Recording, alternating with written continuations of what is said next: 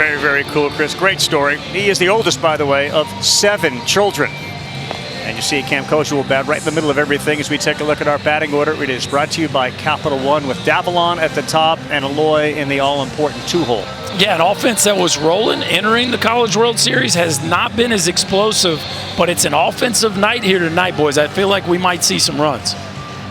Last game, they beat UCLA 7-3. And on the mound is Zach Cowan, who was discovered by Jay Johnson last year when he was pitching for Wofford at a regional.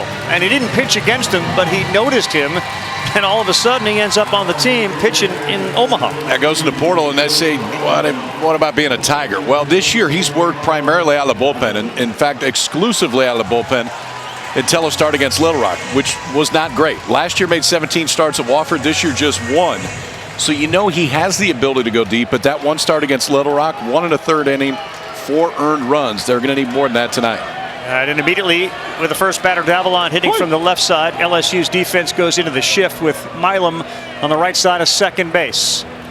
Underway in a game that Arkansas has to win to stay alive. And the first pitch poured in at 92.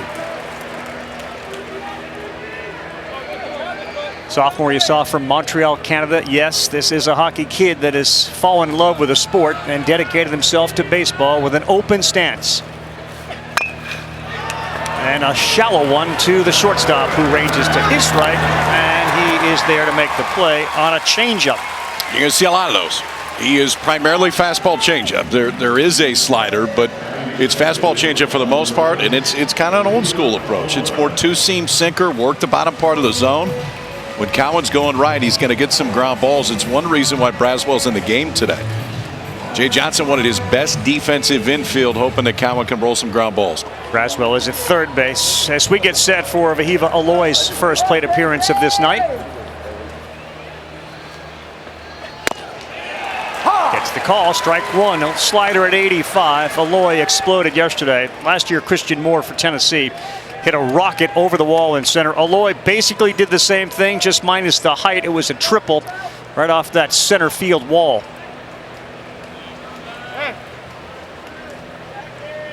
A .352 average. Outside, 1 ball, 1 strike with a lot of power, 21 homers, especially the other way, and a favorable win for the offense tonight.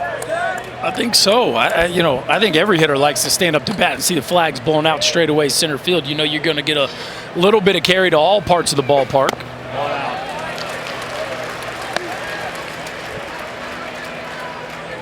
Vahiva bats second. He's got a brother, Cahillo, who will bat a little further down in the order. Their first exposure to Omaha came when they were 12 and 13 years old, when their dad took a trip from Hawaii to come see it. That's at the letters. That's a strike. It is 2 balls, 2 strikes. And there is Cahillo, who has piled up 70 RBI this season. Daniel Dickinson's at second base. Jared Jones, of course, at first. Luis Hernandez is behind the plate. Outside, 3-2. Curiel, Stanfield, and Pearson is in right field tonight.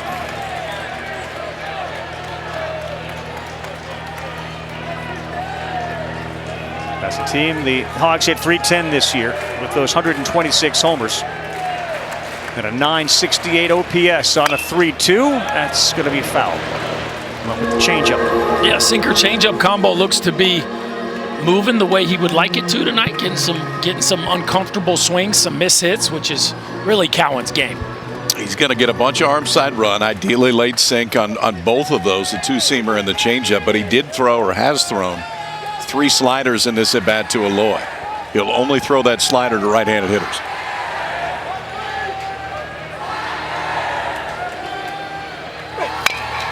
This one is in the hole.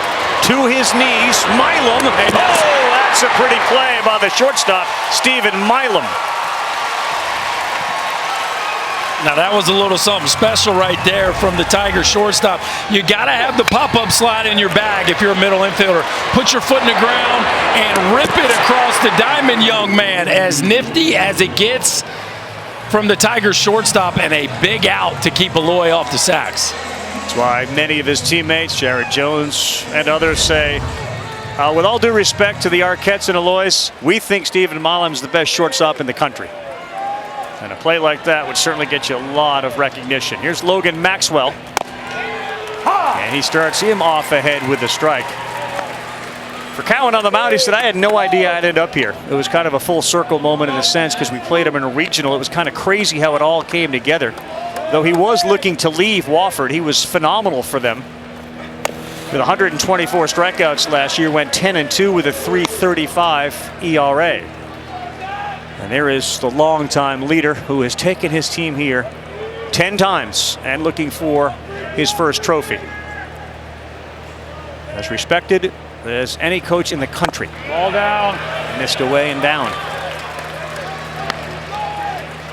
It's a big theme here this week for the Hogs. Win one for the skipper. Yeah, sure. I mean, that is a big part of the kind of the cloud hanging over this team, that they want to do it so bad for their head coach.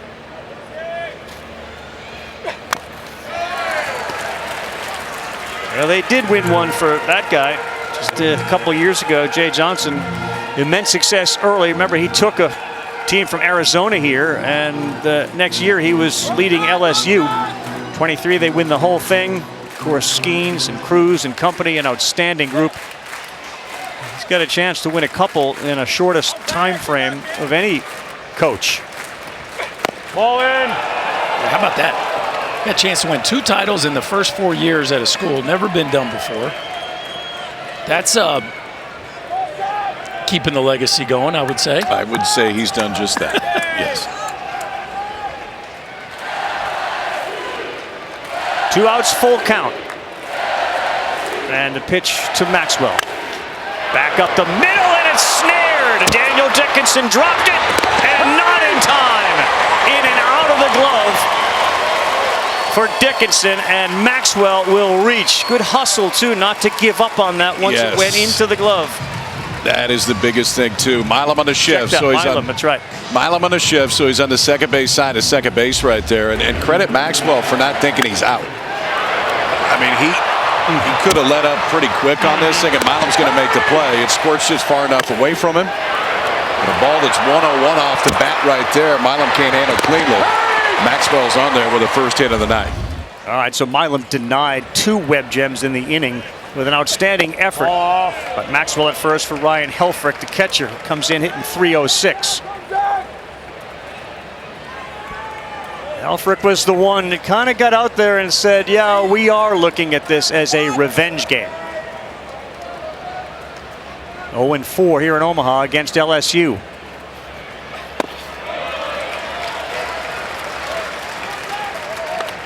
There's a lot of storylines behind that, right? These two programs, titans of the sport, old SEC West rivals, constantly playing at the top of the player acquisition game that exists now in college baseball. And the fact that the Hogs have never beat the Tigers does not sit well with these guys. Helfrich got one to hit there, and he fouled it straight back. And the relationships that so many of these guys have growing up and playing and being aware of one another and speaking with each other, eventual Cape Cod, and then, of course, professional baseball. 1-3 this year against him, 0-4 at Omaha. Helfrich with power, 14 homers.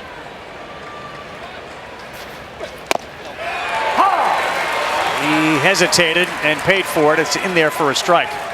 Doing a pretty good job of landing that off-speed, that changeup away from right-handers. Not easy to do. There are not a lot of people that can do that. I mean, usually it's just an arm side pitch, and it's so important to Cowan's use that he uses it on that side of the plate to right-handers. That time stole a strike. Cowan ready. Pulled a mile left and, well, to the upper deck. It's getting way out in front of it. You don't see many go up there. No. You don't see that often. And if you're Nate Thompson, you're going, Ryder, we talked about this in the meeting. Like, you got to sit soft and use the backside of the field for the heater. And he hits a fastball sideways. You got to believe that's earned him something off speed here, don't you think, KP? I would think that's fair. Yes, if you're that early on a fastball, you got to prove to me that you're not going to swing through something off speed. 2-2 again to Ryder. 3 balls and 2 strikes. Helfrich's the catcher.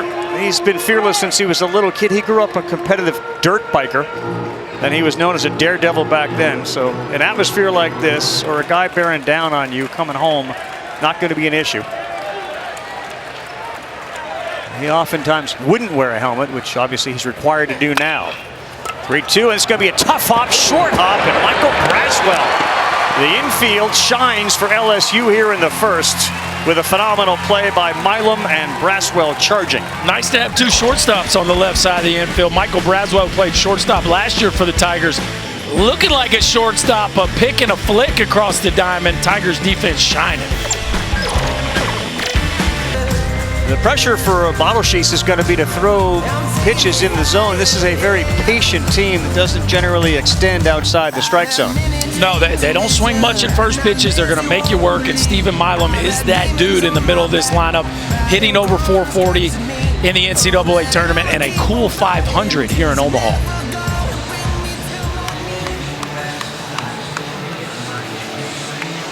KP, Landon Bottleshe's pitched here in the Big Ten tournament last year against Nebraska, so he's familiar with the building as well. 5 innings, 8 Ks in that game against Nebraska, just 2 hits. Yeah, and was a starter for most of the year, and then really for the last month with move the bullpen. Hadn't pitched a lot. He's only pitched twice since May 11th, and both of those were out of the bullpen. You can see why he got moved to the bullpen. The upside's very good. I mean, for Bottleshe, it's a fastball that's into the low 90s. Slider is extremely important, especially against the left-handers. With the ability to throw the fastball on both sides of the plate. I think that's one thing to watch tonight is, can he land it arm side, can he land it glove side? Then that opens up more room for that slider. Leading off for LSU is Derek Curiel, 347. And the first pitch is in there for a strike. Brooke, you get off it with stuff. Derek Curiel, how about Stephen Kwan? I like that comp. The bat to ball would suggest that. Oh, off the glove of Robinette. Watch Curiel. He's going to take the turn, head to second, and he is in there. It wasn't the first pitch, it was the second one, and it seemed to catch Robinette, who helped preserve the no-hitter by making a very good play on a bad hop. Yeah, I thought he was going to make this play, but I tell you what, did Curiel grab a gear as soon as this ball tipped off the glove. The speed is one thing. The nerve is another. Like, this is a freshman on a big stage that is not afraid to make a mistake. Put the gas pedal down and finish it off. The Tigers with a leadoff runner in scoring position as that one just tips off Robinette's glove. Ethan Fry, who scored 4 runs against UCLA, looks at strike 1, and just like that, some pressure here for Bottleshe's and Arkansas. That's on you, Iredale. Slider in. I think that comment on Curiel is dead on, to where there is no part of this environment that he is fearful of. And it's so rare for a freshman to have the patience at the plate that he's had leading up to it. That time got one he liked, but just really fits in leading off. Popped up on the infield. Kojal going back. He's calling it. Difficult play. Makes it. Not an easy play. Logan Maxwell, the right fielder, was right there as well. He made it look somewhat easy, but that's a hard play. No, it's a hard play. And with the wind blowing out like that, you'd really like to see your right fielder come in and be more aggressive. You know that ball's going to carry on you late. It's also one thing to watch. This is the first time the wind has blown out. So for these infielders and outfielders, any fly ball, so whether it's deep or whether it's that, is going to play differently than it has since this tournament started. Monster Milam already has a web jet, a phenomenal play at the shortstop position out of Las Cruces, New Mexico. Connection between LSU and Albuquerque with Alex Bregman, not lost on Milam at all, one of his idols. So he bats with Curiel off second. She gets ahead. KP, if you know a team's not inclined to swing at the first pitch, are you more inclined to be more liberal in throwing it in the zone? I think you're more liberal throwing first pitch fastballs. Just trying to jump out and go 0-1, and it'll be interesting to see if that's what Arkansas does the first time through the lineup and force LSU to change. Because it's a great plan to be patient at the plate until they're throwing strike one every single time. And the minute they show that they're going to throw strike one every time, then you'll see offenses get more aggressive. There is Steven. Father and son, same first name. Multiple hits in both games here, and he's got a hit in 5 of the 8 tournament games. Behind 0-2, and he drives this one to right. Wind is blowing out. It carries back towards the track, and it's caught there. Curiel will tag and head to third. Gave it a pretty good ride, and there is an aggressive wind blowing out to right tonight. Yeah, you don't say this a ton here at the Chuck, but it's a good night to hit it high. You catch one on the sweet spot in the air, it's got a real chance to get out of the ballpark tonight. Milam just missed that one. The Tigers are going to send a few right-handers up here that have had some success. Milam and Hernandez both took Vital She's deep in their first meeting back in May. Which gets us to Luis, one of his 9 home runs. LSU trying to break through first. Another good job to get ahead, that time with an 84-mile-an-hour breaking pitch. The Friday night starter at Ohio State in 9 games, so 1-0, 6.56 ERA.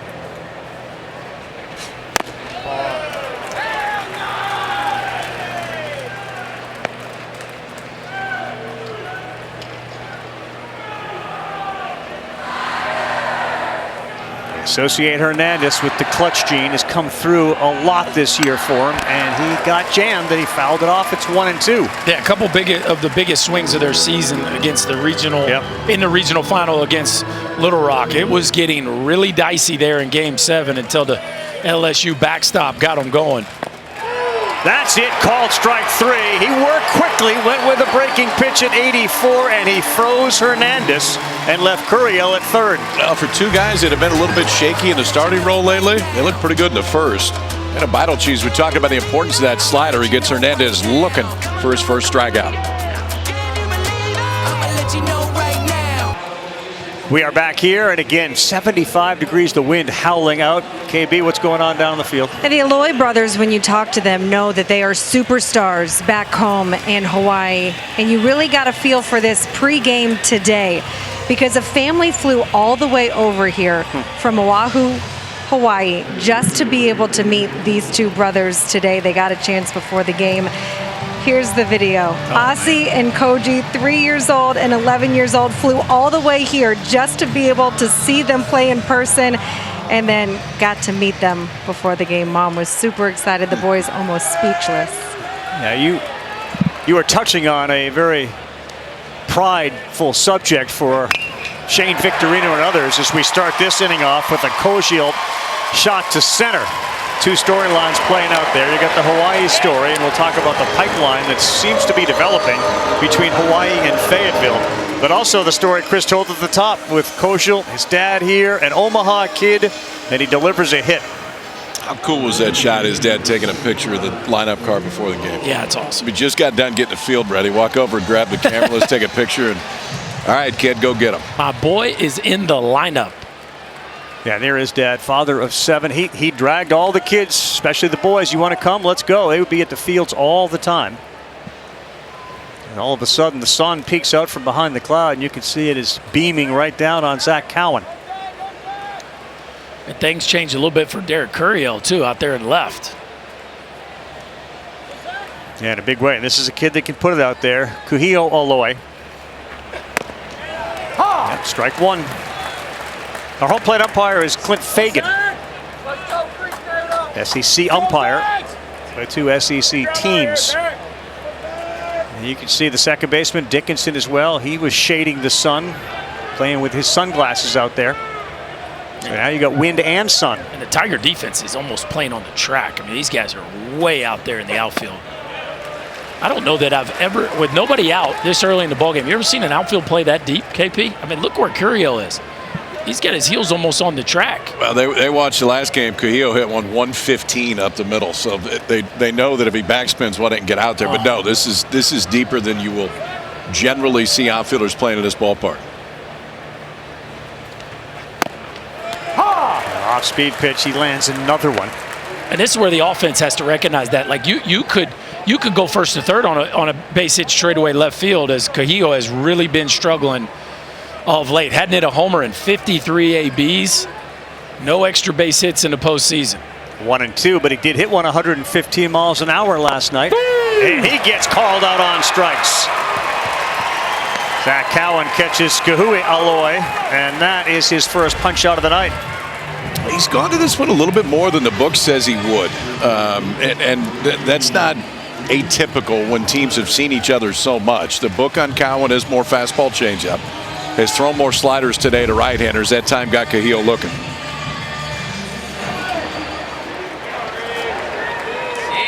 Brings up Reese Robinette, who really lengthened the lineup during that Texas series. KP and I were in Fayetteville 4. He starts off with a strike. It was also kind of his coming out party. That weekend, yeah. Robinette had not played up to that point, and they just kind of said, okay, let's put the big left-hander in there, see what he can do. And he hadn't really come out of the lineup since. So they lost Nolan Souza. They were looking for somebody to just fill it out, and that was a big weekend for Robinette, as that one is too far inside. 2 for 5, 2 homers, 6 RBIs. They clinched the 3-game sweep over Texas with a 13-8 win. And he even recognizes, he says, thinking back, the confidence that Dave Van Horn put in me, it was huge. And not only did it give me confidence, it gave guys around me confidence that I could do the job.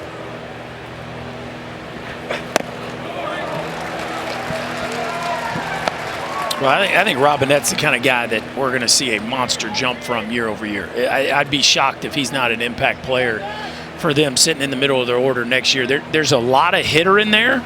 The game power just hasn't quite shown up on a consistent basis, but he's shown flashes of it throughout the year. This is his 32nd game, and he fouls one off. Big Country's his nickname. He's the big guy. There have been some comparisons because Arkansas to Heston Kjerstad. Yeah, he favors him for sure. He also strides very closed the way that Kjerstad did. You'll see when he gets that front foot down, he is about 6 inches closed off from where he starts to where he finishes. And because of that, he has a bunch of plate coverage, but it also can create some holes on the inner third of the plate. He's hit 8th. He's got a very good eye, too, and the way they look at it, if he can get on via the walk, they turn it over to Thomas, the 9-hole hitter, who they often look at as sort of a second leadoff guy. So if you get a guy on in front of Thomas, who's made great contact here the last couple of games, you're in good shape. But he's hitting 7, Iredale in the on-deck circle. He's gone chasing up and away. Back-to-back strikeouts for Cowan. Out for Cowan, where the book with the fastball is to work down for the most part. That one looked intentional. Like he was trying to take and give this one more ride and run, and you can see it stay right there. Almost 20 inches of horizontal movement right there. Wow. So the entire width of the plate plus, and it just kept going away from Robinette's bat. And here comes Brent Iredale out of Australia. So you got a Canadian and an Australian. For people at home, when you say 20 inches of run, is that from point of release? What does that mean? Yeah, it's from where it starts to where it ends up. So, and the plate is 17 inches wide ultimately. So if you're 20 inches, I mean that's and it ended up a good 6-8 inches off the plate. So that's generally where it's going to run, much more arm side and just take off. So if Cowan shows the ability to do that intentionally, it has to be intentional. But to take it and throw that one that has a little bit of ride but a ton of run up, and then the ability to sink the fastball, you really have two very distinctly different fastball shapes. You're going to see it more to left-handers. See the shadows that have formed here. It's 6:34 local time in Omaha. Diving back into first is Kojal. Yeah, that's what the hitter's dealing with there. The arm of the pitcher is in the sun, and the home plate is in the shade, and so it can be very difficult to pick up the seams on the baseball. So Iredale, who's at the plate in 2016 when Coastal was winning the College World Series, he was in the middle of a summer of travel baseball from Sydney, which culminated with an appearance in Williamsport. His Little League team made it to the Little League World Series. And he hit a home run in that series. So he's got Little League World Series checked. Yeah. College World Series checked. Good day to check that box. You only get a few of these days here at Charles Schwab Field. You got to take advantage of them. It's probably a much smaller number than those that have played in both. To hit homers in both.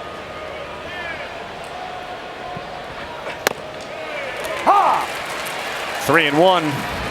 KP, you might have had a front row seat for this. I think I was probably doing this with Flem. Oh, backside. Okay. Lock into that back too. hip. Yeah.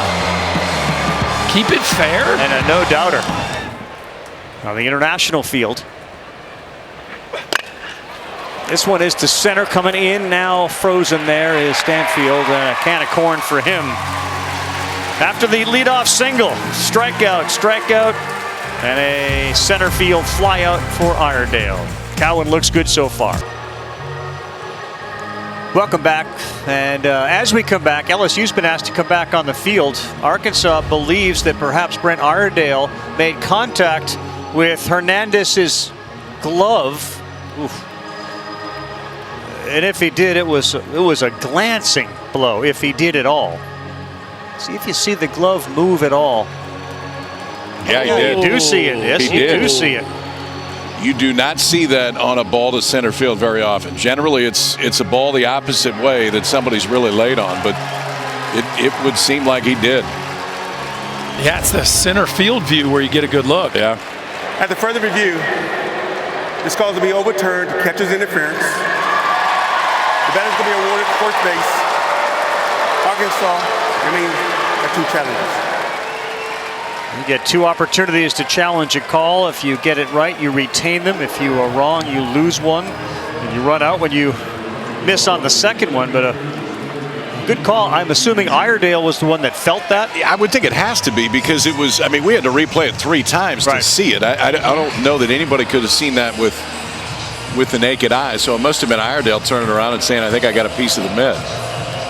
You would definitely feel it. I mean, the hitters should know more than anybody, clearly.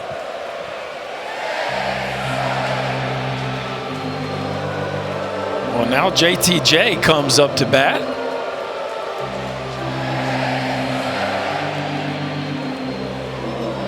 Catcher's interference called the Hogs. Just another reminder to not do your book and pen. Because I wrote it down too fast. There you go. F8 can't be changed to CI very quickly. They don't need a ton of a reason to call the Hogs. No. Catcher interference, let's call them. Get on up. Sun comes out. Wind's blowing out. They got runners at first and second, though, right now. Call them. And Justin Thomas is having a nice World Series. Good bat-to-ball skills. So now first and second with Koziel off second. And Iredale at first. A good meeting there to calm down Cowan, who thought he was out of the inning.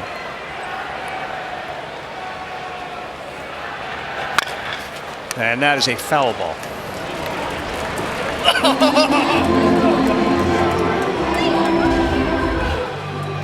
Let's see here. Who's calling? Oh, Nate Thompson. Looks like Nate Thompson was on it first.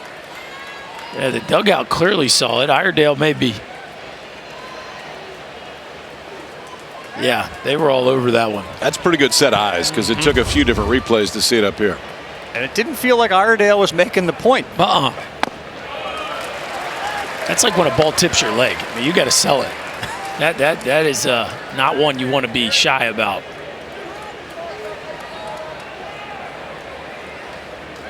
They got right underneath the 10-second limit in order to make a challenge. And that was, they started yelling around 8. That one is down and falling behind Justin Thomas Jr. Zach Cowan. Saw this in the Murray State Super, right, where they dogpiled. They thought the game was over. Everybody, hold on, not yet. We got to get back on the field. We got to get that out again on a play at second base that was overturned. This one on the ground of the shortstop. Island fires to second. Silky smooth to Daniel Dickinson, and that will end the threat. They will leave a couple on. Thomas Jr. retired. When we come back, it's Jared Jones. 0-0, bottom of the second inning. Arkansas and LSU, two highest seeded teams that were here, both in the same bracket. And Arkansas needs a win tonight to force another one tomorrow night. Jared Jones, 3-run home run prior to the Monday suspension off of an 0 for 5 5K outing. It just crawled over the wall. There was a lot of work done, though, on the off day that led to the smile and the return of the power. Yeah, him and Jay Johnson spent a lot of time talking about the bat path, working on the bat path. Jones gets that barrel behind him, and the bat can really work low to high. And they are working on trying to be a little more efficient to the zone, making sure the barrel's under control. And when he's at his best, he can catch a ball deep and launch it the way he did the other night. Strike one. Good one from Bausch's off speed. And a walk-off home run against Tennessee earlier this season. Ranks third in program history. Eddie Furness will not be caught with 80 homers. Brett Cressy sits there with 78. But 6'4", 280-pound Jared Jones has made an indelible impression on Tiger Nation.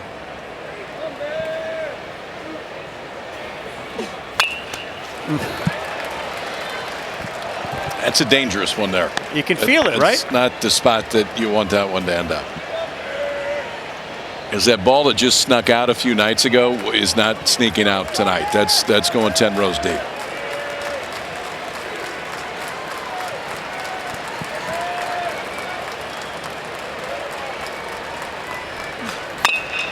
And he reaches out. That's over the head of Valois, and Jones does a good job of waiting on it. 86 mile an hour, and he sends it into left. The second hit of the night for the Tigers. Known for his power. This is an old school hitter move. Stay down on the changeup. Watch his chest get closer to the ball.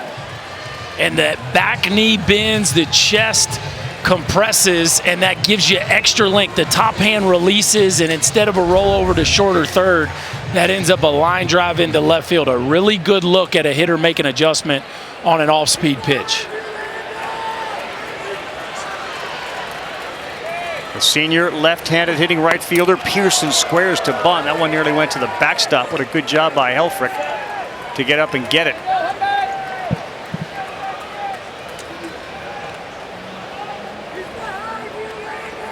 Iredale in at third base. Ball down. 2-0.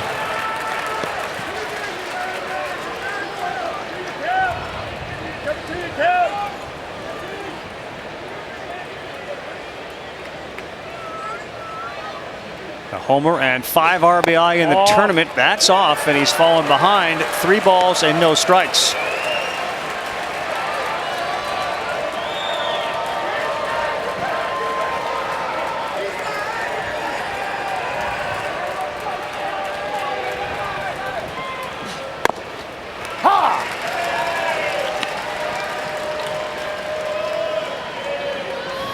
Good look at downtown Omaha. Our drone camera working, and we started playing downtown 2011 after Rosenblatt was shuttered. Pearson on the ground. It's a double play ball. Aloy will flip, and Kojal will not turn it. Good hustle by Pearson to beat it out.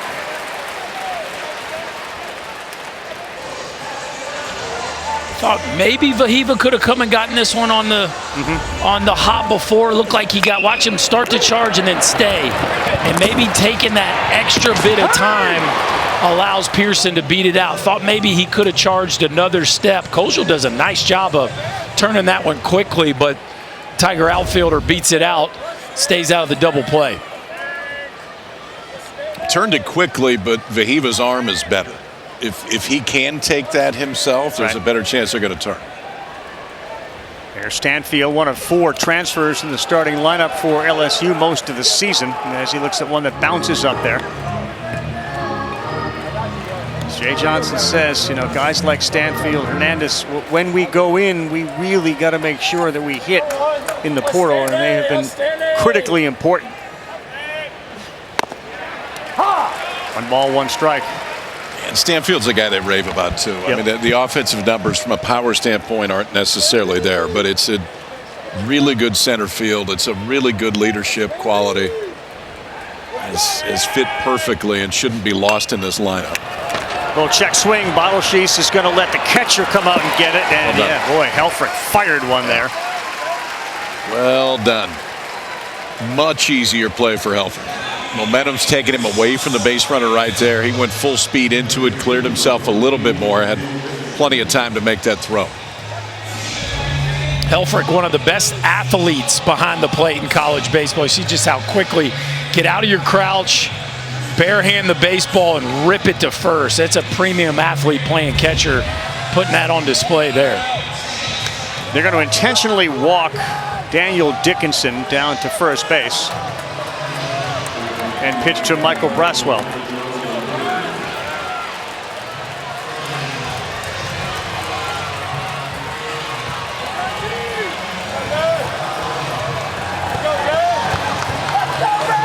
Well, I get it. Braswell just 1 for 18 in the NCAA tournament, 0 for 6 with 4 strikeouts here in Omaha. Ball down. 193 batting average on the season. With that baby,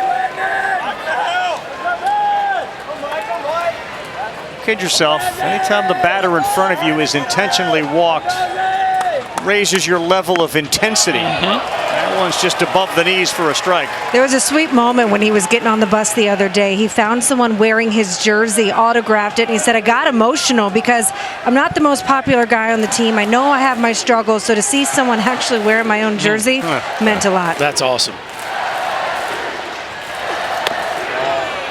Well, the reality of Michael Braswell, he's had a lot of success in college. Maybe not ever the most dominant hitter, but has had some high highs throughout his career, both at South Carolina and last year with LSU. And he is capable. So a hitter like this at some point is going to start stringing some quality ABs together. It wouldn't shock me if it was right here. Out there on a slider underneath the bat to go 2 balls and 2 strikes. I think he's going to have to hit that one, though. For Bottleshees, that's the one he's most comfortable with. And when you see a swing like that, I'd be surprised if they don't double up right here. Davalon in left is way off the line. In fact, the outfield is all shaded towards right, and he's gone. Good job by Bottleshees, and the decision to walk Daniel Dickinson pays off. A couple of strikeouts for the left-hander today. One to end the first, and this one to end the second. Back-to-back sliders to get Michael Braswell swinging. 2 scoreless on a perfect night in Omaha, Nebraska. When we come back, head man for the LSU Tigers, Chris, will talk with Jay Johnson. Join with Jay Johnson. What have you thought about the stuff from Cowan so far today? I think he's done a great job. I think he's mixing well. He's pitching to both sides of the plate, staying down in the zone, and getting him to swing the way we want him to. You have 2 aces that get the majority of the attention, but what has he provided you guys this season? Yeah, he's been amazing. First team All-SEC reliever. That's hard to do in a league with 16 great teams, and been very consistent. He's pitched his best when we've needed him the most at the end of games. Wind's playing a bit differently today. When it blows out, how differently does it play at the plate and then for you guys defensively? Well, you got to be more locked in on getting your pitch, because if you do a good job of getting your pitch, you can use it to your advantage. If you swing at what Beetleshoes wants you to swing at, it doesn't work for you as well. Appreciate it. Thank you. Thank you. Guys. KB, thank you very much. Jay Johnson has continued the legacy that has long been LSU baseball. Alex Bach, Baum Walker, 2 phenomenal college baseball stadiums like this one here for the College World Series. They love home field, and their crowds are all gathering here in Omaha to watch this one and perhaps another one tomorrow night if Arkansas is able to win. Here's Davalon, who was sitting at home during that COVID shutdown and realized, I'm probably not going to get recognized here in Canada. So he was contacted by a guy named Brian Martinez, who is a former baseball player who's got an academy in Florida. Said, I like what I see. You want to possibly come down here and play? And that's what led the family to go and he to go. He eventually played at Florida Gulf Coast University. Ball in. That's inside where he hit .290 with 17 doubles and 10 homers. Oh, I see him. We got the Canadian flag flying. Good seats tonight. Fantastic story of just going after something, right? Like, I mean, the commitment to chasing a dream. 2-1 on a line. That one is caught by Jared Jones. Big fella out there. caught in between. Do I jump for this or do I not have to? It's kind of off the end of the bat, and he's there to make the play. This is a shift and a half right here, KP. I mean, Bear Jones, I think this ball ends up foul. He's playing no doubles and nobody out right now. I mean, he's 3 feet off the line. Is this ball's going to go foul? Yeah, look at that. Still though, 2 feet in. Did you see? Same thing. He did it again. Watch this. Watch this. Yep, that's a catch. Yeah, Jamar Chase. Yeah. We're playing NFL rules here. Get them both down. He's made 2 catches just like that. He's got 2 touchdowns.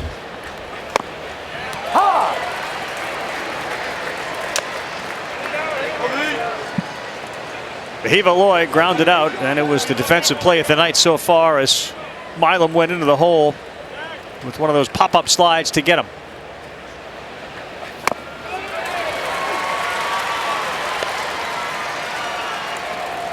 I got to believe, given the fact that these aces and these teams have lots, both of these coaches got to be pleased with the way they're starting pitching.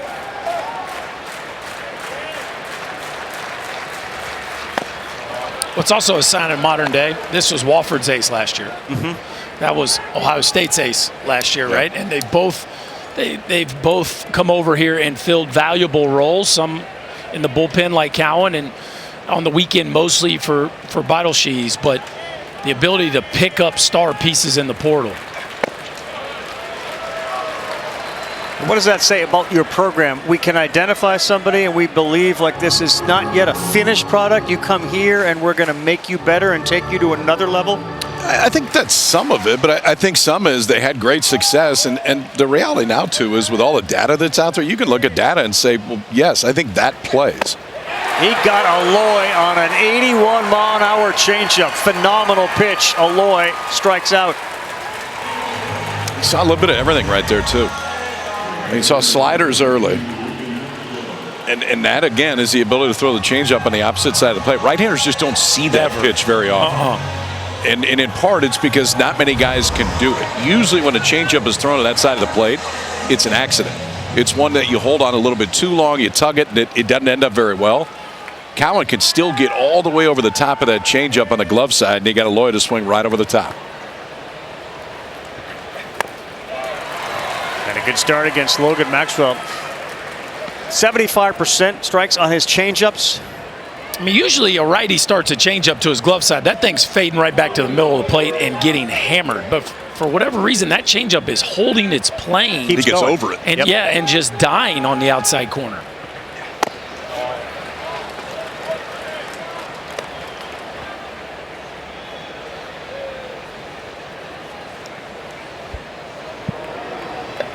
Plenty of room on the left side of the infield. Again, Milam goes in the shift. In and out of the glove the first time Maxwell reached. And here's another one right at him. I think that's really well coached and scouted. 2 balls hit right at Stephen Milam. We're through the middle of the third. It is 0-0. Tigers and Hogs. Will we see another game tomorrow night? We'll talk with Dave Van Horn when we come back. Welcome back to the Men's College World Series. Joined with Dave Van Horn. What have you thought of Battlesheet stuff so far on the mound? It's been pretty good. You know, he made one mistake, and other than that, I think he's been outstanding. You know, a tough hop at first. It led off with the double, and then the second inning, hitter went down and got a pitch, got a single, and then he worked out of a jam. So far, so good. What's been the challenge so far in getting to Cowan? Yeah, we got to stop pulling this breaking ball. I mean, you got to go the other way, hit it up the middle, and so far we haven't been able to do it except maybe one time. So we've got to correct that. It looks like they've got their bullpen ready to go, but we haven't made them go get them yet. What's impressed you the most about your group and the ability to come back playing against the wall? These guys, they don't get all uptight. They're pretty loose bunch, like we've talked about all year. Really close, fun team to be around, and they always show up. They always show up. You ever go fishing with them? I watch them fish. You know, when I go out to my truck, there they are fishing. I just kind of laugh, go watch them, and you know, I just tell them don't eat those fish because that pond is not where you fish you want to eat. I've seen the water. I agree. I appreciate it. Thanks, Coach. All right, thank you. Guys. That's the pond Lake Norman they went jumping into as well. You don't want to eat the fish. You probably don't want to make a habit of swimming in it either. I need a quick shower after that. High and into Curiel. Rick, you'd like this. We got a 55-foot long structure, 75 feet of turf in the backyard. Dad was throwing to him 5 days a week, no less than 2 hours every day. Whoa. And Dad had to get a new labrum after that. It was all worth it. His dad's name is Rick. He would begin each hitting session, tell them if they were doing this right for people at home that got kids, swings off a tee, then opposite field, up the middle off the tee, soft toss to him, side flips, and then from in front, 32 feet away, start throwing batting practice. He doesn't like machines. He liked his dad throwing. Sound like a plan? It sounds like a very good plan. And it sounds like he stuck to that plan. And I'd say, you know, hitting 350 as a true freshman, he developed some pretty good bat-to-ball skills. Probably didn't see a lot of sliders like that. He's gone. I'll tell you what, we talked earlier about the ability to control a fastball both sides of the plate. So this is Atlanta Battle Shoes so far. Fastball arm side, fastball glove side, then it sets up that breaker ball and gets more reactions like this. Went back-to-back to get the strikeout to end the last inning. Then this time, probably as good a one as he's thrown tonight to strike out Curiel. Strike one to Ethan Fry. I mean, the Arkansas pitchers, given the no-hitter that was thrown, have put up incredible numbers through the games here in Omaha.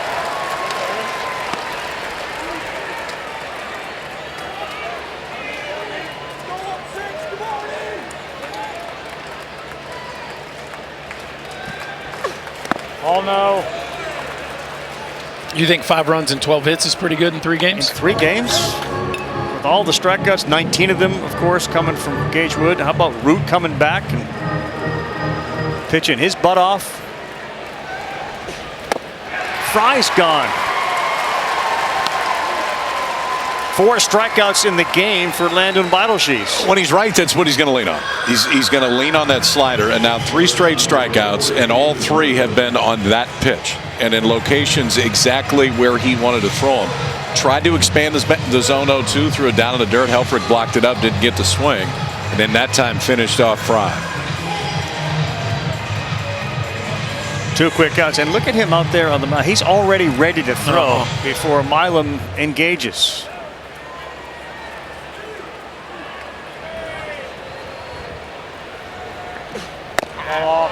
Outside. Milam, during the Baton Rouge Super Regional, guys, he carried the team against West Virginia. He was outstanding. He finished the series with 8 RBI. He said he got back to the basics.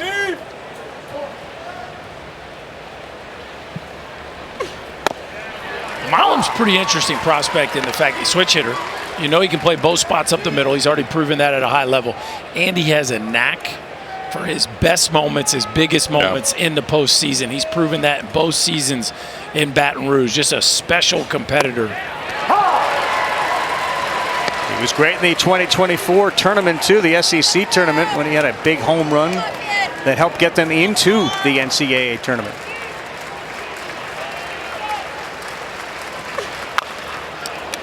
I think one of the things professional baseball has recognized the last 10, 15 years is really the stage that college baseball has risen to and how easily that can transfer to the major league level, especially for these players that are used to big environments, used to performing with a bunch of pressure, because that's what it is, especially for the spotlight franchises in Major League Baseball. Yep.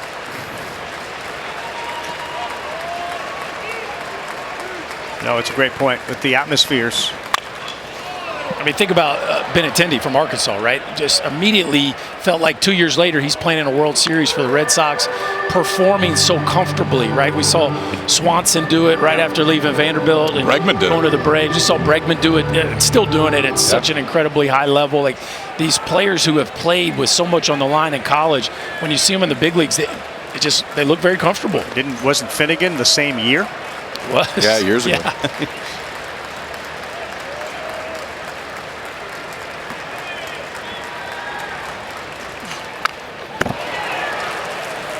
Omaha in June, and then Kansas City, right, in October. Milam has spoiled all 3 of them here with 2 strikes. Hooked a slider in the dugout, fouled a fastball off, and that time fouled a changeup back. So back to the slider now? I would think so, because it's his best. I mean, at this point, if he's fouled all of them off, you still going with the one that your most comfortable throwing. He chased that one. It gets away. And Ryder Helfrich will fire down to first. How about 4 strikeouts in a row and 3 in the inning to get Milam? He's leaning into this slider right now, Berkey. Yeah, he's got the good one going tonight, pitching with a whole bunch of confidence. You can tell Milam didn't see that one at all. We got ourselves a pitcher's duel here tonight, folks. And they haven't lost at all when they've been in Omaha. And this team hasn't lost in 26 consecutive games. They'll have their pitching lined up as they get set for game 1 on Saturday. So they get some time to refresh, recover. And maybe they'd want to get right back on the field, though, the way things have gone. Ryder Helfrich gets into one to center field. Oh, it's over the wall and a home run as Ryder rides one out. Dead Central takes advantage of the wind. And for the 15th time, he leaves the building and gives the Hogs a 1-0 lead.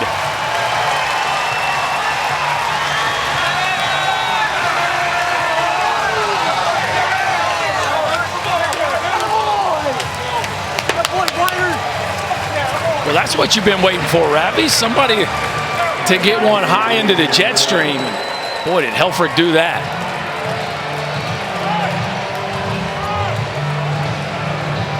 The first punch thrown by the cleanup hitter for Arkansas, the catcher Ryder Helfrich. Next up, Cam Kojal already has a single in the game. Great effort by Stanfield, but that was one of those that certainly benefited by the temperature and the wind and Helfrich's strength. And Kojal goes the other way into the seats.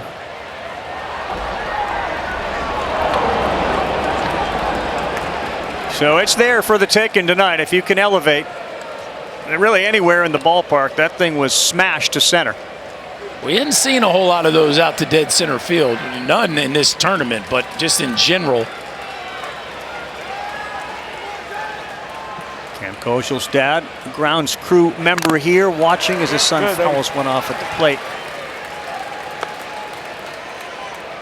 That was great. You saw that interview following the Supers where Dave Van Horn looked at his second baseman and said, "Where are we going?"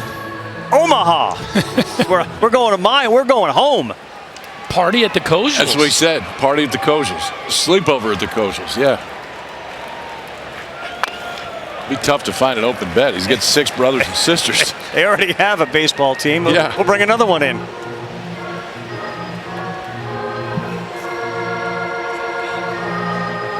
Cam's mom talks just irreverently about Dad and his relationship with Cam and all of the children and the role that baseball has played in their lives.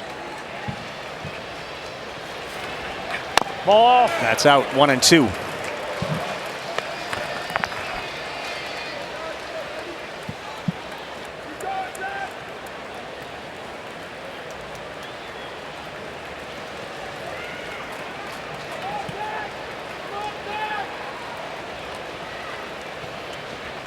Ball off. Good take. But it's been kind of rough sledding here for Kojal so far in Omaha, but a base hit in his first at bat, putting together a nice AB here. You know, there's a lot of heat on him. I'm sure internal pressure. Of course. Like an all-star game in a city where the player from that team's got to be the host, so to speak. That is in there for a strike. And Kojal is gone. Nice front door two-seamer right there by Cowan, but he made a mistake to the Arkansas catcher, a hanging breaking ball up and out over the plate, and Ryder Helfrich now 5 home runs in this postseason and a bomb to straightaway center field as he gets those arms extended on a breaking ball and rides it out of here over the glove of Chris Stanfield. Oh, nice play. Yeah, I was going to say, that got lost in it. Loy swinging for the downs. Didn't look like he kept his eyes on that baseball. And it is 0-1 to Cahillo. 70 runs batted in on the season as you take a look at the home run hitter, Ryan Helfrich. He'll get his gear on as that one is in there for a strike. And yeah, LSU's got some arms up now, and you got to believe too on the other side, these bullpens, especially Arkansas, when you throw a no-hitter, there are guys, really good guys who haven't pitched here. Plenty of options. That's strike 3. Good bounce back to punch out Kojal and Aloy after the homer. You wondered how Cowan would respond. He responds with 2 strikeouts. Generally, when guys are two-seam sinker guys, they're really good arm side. The ones that can separate themselves are the ones that can do it glove side. And that's what Cowan's been able to do today with both the fastball and the changeup. Both strikeouts in this inning have been fastballs that guys give up on because they start off the plate on the glove side, and that late movement brings them back in. Now Reese Robinette.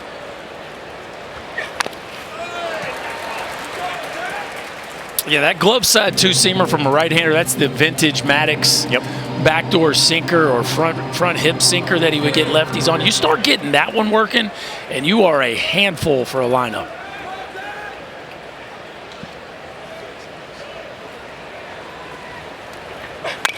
That ball is lifted high in a major league pop-up. Who's going to get it?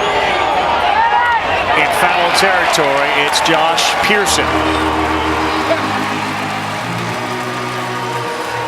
Well, this is the year that we are enjoying Omaha, and we are saying so long to our esteemed director, Scott Johnson, seen right there in the middle, 35 years. One of the best to ever do it. He is responsible for everything you have seen over the last 3.5 decades.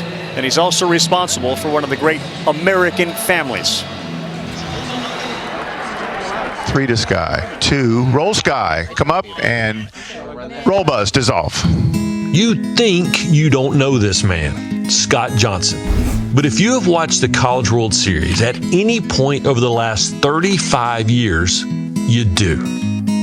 Because so many of the images that have landed in your living room, Scott put them there. Now, he's hanging up his headset. Dad, you're a legend, both on the air and at home. Thanks for always being a father first, Dad. To say my dad has been a great father and role model to me would be a drastic understatement. It makes me so proud to know he is so highly regarded and has had such an influence on others. His impact on this event and on all of us, that will be hanging around as long as they play ball in Omaha. Animate font 1.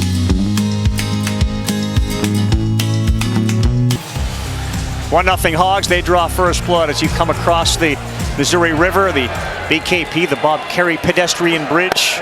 They've extended it now. You can walk right into downtown area here, right where the ballpark is. And come on inside where tonight there are no seats left. Arkansas wins. Will play again tomorrow night. That one hit him. And that's going to send Luis Hernandez down to first base. So after they get a run, a hit batter to lead off the inning. Well, you talked about it last inning, Ravi. There was some action in the LSU bullpen, but nobody really moving down there in that Arkansas bullpen. That shows you the kind of confidence they have in the way Vital-Shees has started this game. But you never love a hit by pitch, especially with Bear Jones strutting to the plate. That's right. And you're the team that has to win the game tonight, and they have arms down there that are raring to get on the mound here in Omaha.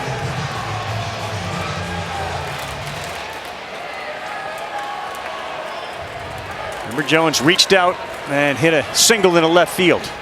His first time up, that one nearly sailed to the backstop. We talked about the athleticism of Helfrich. That's a heck of a play right there. That ball was destined for the backstop.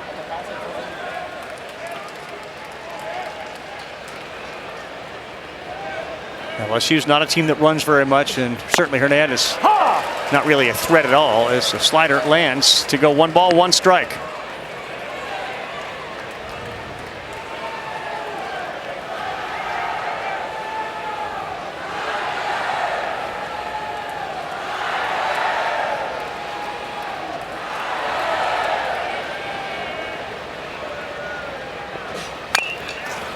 Fouled at the plate.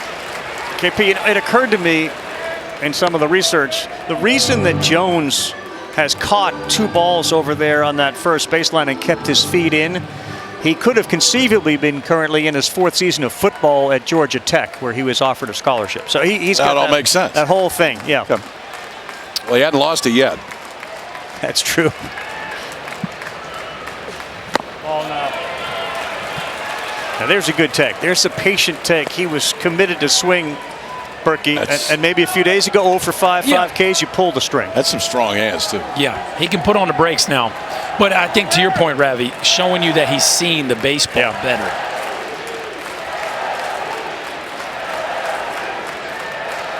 Two and two to a dangerous hitter. Swing and a miss. He got him at 94 and up. So, KP, we talked about Jared Jones and the bat path being kind of low to high. If you're going to get him, you're going to get him up in the zone. You see that barrel below and a little bit of tardiness there after taking that breaking ball. They saw what we saw. He's really letting that ball travel. Can you climb the ladder and get to the hole at the top of the zone? And Vitalshi is able to do it right there and retire Jones. I want to go back and remind people, too, that Ryder Helfrich is calling his own game behind home plate. And there's plenty of influence from Matt Hobbs. Look out. There's a whole lot going on there. Yeah, Johnson's come out of the dugout to talk to Pearson. He started walking without seemingly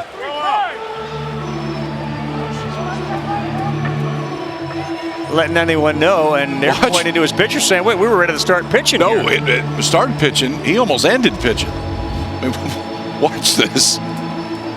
He didn't see him. This could have got bad. Yeah. Yeah. Look at Helfrich. Helfrich knew that right away. He knew right away, if that pitch is coming, I better catch it because you're going to get domed. Yeah. And the instinct to get up there and protect Pearson in case that ball got thrown, that was really late. I just think it cannot be overstated how complete a player Helfrich is. And the ability to see that, to know that is the time to climb the ladder with a fastball against a guy that's a place you can get him if you execute it.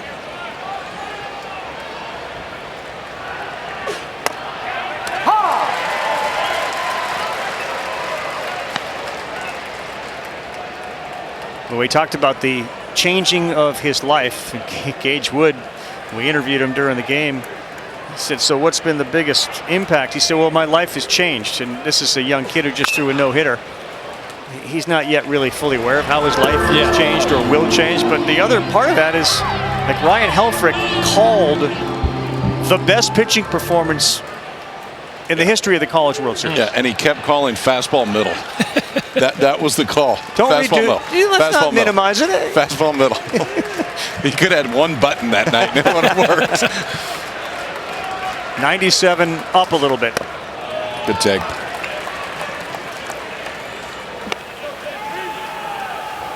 And you do start to wonder if Arkansas hangs around here. So when he takes the mound the next time, and let's say the second guy happens to get a hit, like the come down from what you just experienced, you know? Yeah, if he gets another chance at it, it will be fascinating to see how he responds. Like a golfer after shooting 59, right? Like, what do you have for an encore after a performance like that? A young man who looked like he was just sort of taking it all in, and this is an experience unlike any other for Gage Wood. Talking to Dave Van Horn before the game, he said, you know, Chris, I screwed up yesterday at the press conference. They asked me who was going to pitch today, and I kind of mumbled the answer. I really should have just said Gage Wood, got up and walked off. That would have been great. 2-2 on the way to Pearson. That ball is driven deep to left field. Davalon, with the sun in his eyes, is there to make the play. And that will send Hernandez back to first base. Got the shades down, didn't have to worry about finding him, putting him on, because he is staring up into the setting sun.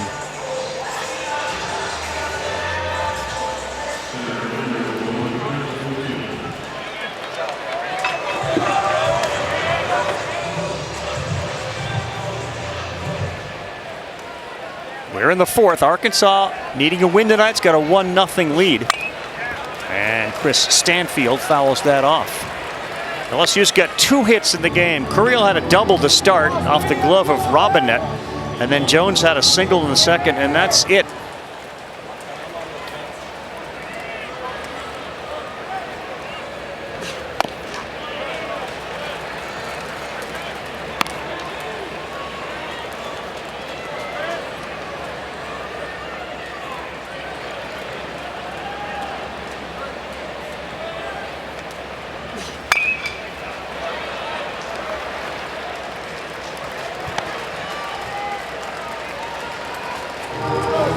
Everybody was looking at the field this year compared to last year where you had just 2 conferences represented, and the narrative around some were, is this a down year for the SEC, only getting a couple teams here? And here they are in this situation where one is guaranteed to get into a final and try to win the conference and other championship.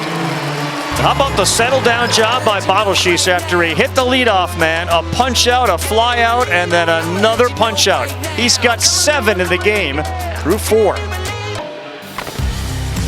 Well, here we are with LSU and Arkansas. The Tigers of LSU a win away from getting back to a final and try to win another championship like they did just a couple of years ago. Arkansas backs against the wall. A couple of starters who are generally Sunday starters, not aces, pitching like aces tonight. The only run we have on the board, a Helfrich home run. It is 1-0 in favor of the Hogs. And both Zach Cowan and Landon Bottleshees have been phenomenal in keeping these offenses in check on a night in which you'd figure the balls be jumping and you're going to see some runs, but so far just 1. We head to the 5th. Brent Iredale leads things off, swings at the first one, and on a couple of hops, Milam throws him out. We talked about Cowan, the ability to throw that glove side. Watch where he starts on the rubber. It's all the way on the first base side. And so for the right-hander, it's a lot easier to get over that pitch if you're throwing to the glove side. You don't have to throw across your body. And that's why he gets that finish. He gets that late sink on the changeup that is intentionally thrown there to the right-handers. He's trying to throw it there. He's executed it very well so far tonight. And he stays there with lefties, so it comes in on lefties? Yeah, I mean, he's there the whole time. And then the angle is a little bit tougher on the lefties because everything is moving away if he's starting at arm side.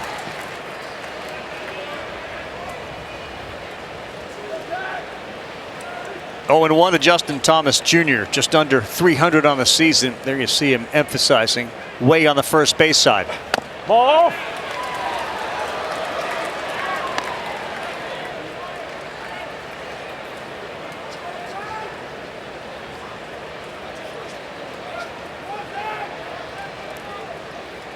That's a pretty impressive number right there. 16 first pitch strikes.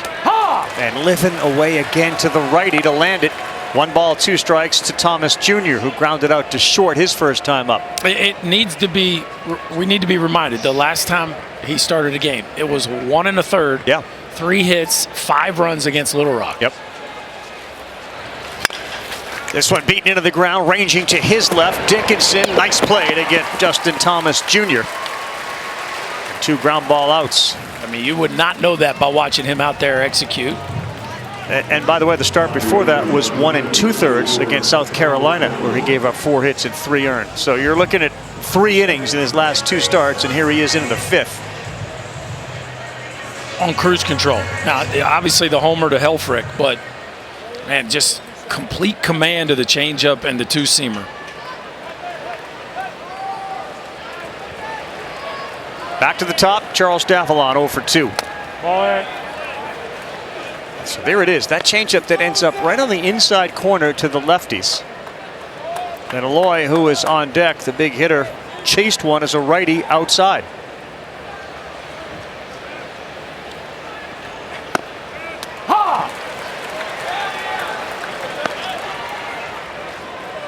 I guess the question would be, KP, is this something that they worked on? Is this new, or is it just working?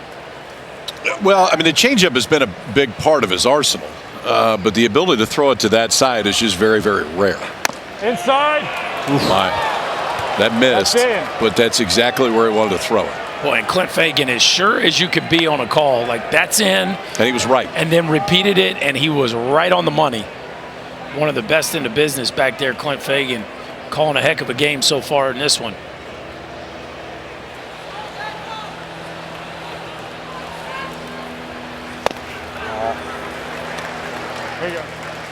Count goes 3-1. They were a little restless out there in the bullpen. Still a little movement. Arkansas very quiet. I think both coaches and their pitching coaches would be very pleased with what they have gotten so far.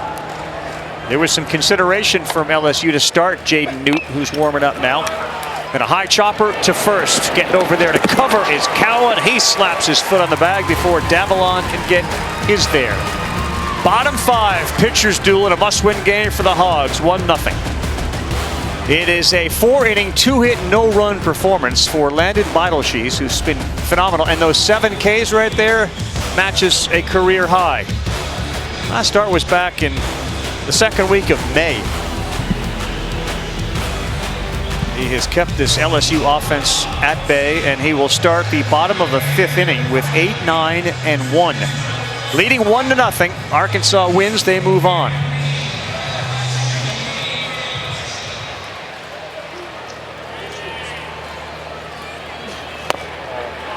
Inside to Dickinson, both pitchers have done what pitching coaches preach. The 0-0 count, we need to get strike 1. Falls behind here to Dickinson. Oh no! Ooh, looked like he may have gone. He did, so that evens count 1 ball, 1 strike.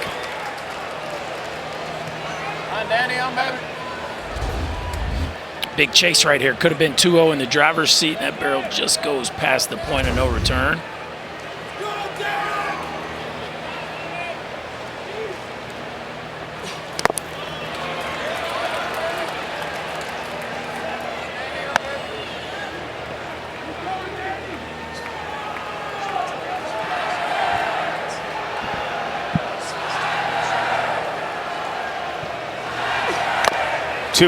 Good slider at 91. Still has his command and his velocity.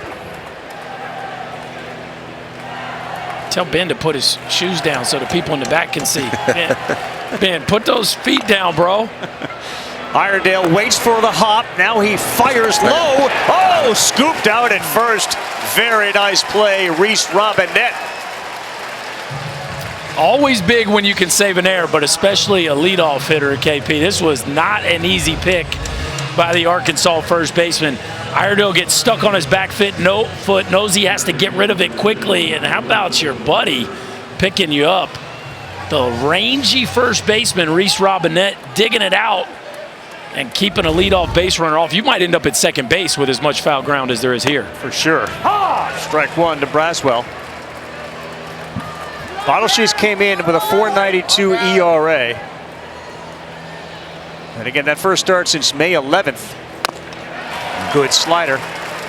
That was against the Tigers. He pitched into the 3rd inning, gave up 3 runs on 4 hits in 2 innings. The whole message from Van Horn about who is going to start today, we'll piece it together, see how it goes.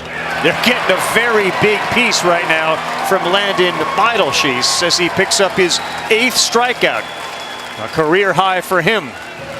Well, we are getting right down to it. We got Coastal Carolina on one side, and we'll find out who fills out the championship finals. They will begin on Saturday. You want more information on the finals and all things related to the College World Series? Go to NCAA.com, the official online home for all 90 NCAA championships. I got to believe the Chanticleers are rooting for the Hogs tonight. What do you think? Oh yeah, they want to see both these bullpens get beat up before they get into the finals. Seeing something today watching Coastal, just trying to compare. Okay, who are they similar to? It reminds me of Augie's teams. Yes. The teams that just do everything well. They do that. You're 100% right. They defend. They force you to defend. They climb on top of the plate. They throw a ton of strikes. They can really pitch. They may not lead the country in home runs, but if you go look at Augie's teams, they didn't either. Yeah, it was the same thing. Oh no, did he? They'll check. No swing as half the Arkansas Razorback defensive players were coming off. What's interesting is it's not really their identity. Gary Gilmore's team's always raked. They banged, yeah. And I think Kevin Schnall wants to do the same thing. It's just this year's roster didn't quite have that. And they figured out a different way to win, which is a sign of a great coaching staff. But man, can they pitch and defend. And they never looked hurried. You know, there are balls that are going to be close plays at first base on the infield, running down deep flies in center. Called strike 3. Landon Beidelshees have a night here in Omaha. A season high 9 strikeouts. He's throwing it, and the dude behind the plate is helping him out. You go out and get your guy to bump some strikes, man, and that's what Helfrich's done the entire night. Career high in strikeouts for Beidelshees. Hogs lead at 1-0. The Missouri River, the bridge that takes you from Iowa to Nebraska. Arkansas and LSU in a pitcher's duel. It is 1-0. First start since May 11th, second start this season, and they are pitching like Friday night guys here on the biggest stage in college baseball. It will be interesting to see the way that each of these teams approaches from a bullpen standpoint, how tight it is. LSU has the advantage not in the game, but because they're 2-0. So you can utilize the bullpen a little bit differently if you're LSU. Vahiva Aloy rolls over weakly, a first pitch. Anthony Ianson is hot tonight, but I don't think you're going to see him come in the game unless they're ahead, and if he does come in, it's going to be late. Gabe Gackle is hot tonight, but if they don't use him and Arkansas wins, he's probably going to start tomorrow. So now is when it starts to get interesting to see who gets up and warms. Ball. That one just missed to go 1 ball, 1 strike. Perfect world if they lose, which would therefore make it imperfect, but Ianson would be the guy that would start tomorrow night. Yes. Think about the names that haven't been used or used very seldomly on the Arkansas side, between Coyle and Gibbler and Fouch, who showed up. And starting pitching for both, but certainly for Arkansas has been incredible for an offense that really at times this season was dominant. It's been the pitching so far on a 1-2 count from Cowan to Vahiva Aloy, way outside. Well, we talked about the wind blowing out, a couple offenses that are in the top 20 in the country. Arkansas number 4 in the country in homers, but just 1 homer so far. And you know, Beidelshees, that's been a big part of his issues throughout the course of the year. 14 home runs allowed on the year. An 80-mile-an-hour changeup. Aloy strikes out for the second time on the same pitch. He's got 6 punch-outs. It is not a pitch that right-handed hitters are used to seeing. Look at that thing gyro, okay? So that means that the seams aren't at the top, and gravity is just shoving it down. And when he throws it right, you don't see any seams on top. Gravity is shoving that thing down as it comes toward home plate, and it gives it that late movement down that gets it underneath the swing of the right-hander. Another great example of that changeup to start Maxwell, who singled and then grounded out to short. And the shortstop has twice been right in the same position, meaning he's on the right side of second base. You want to talk about scouting and what it does for you. First of all, you get Tiger Dew. But on the field, you put a guy right where the ball will be hit, and it has been hit exactly where they have Stephen Milam playing, twice.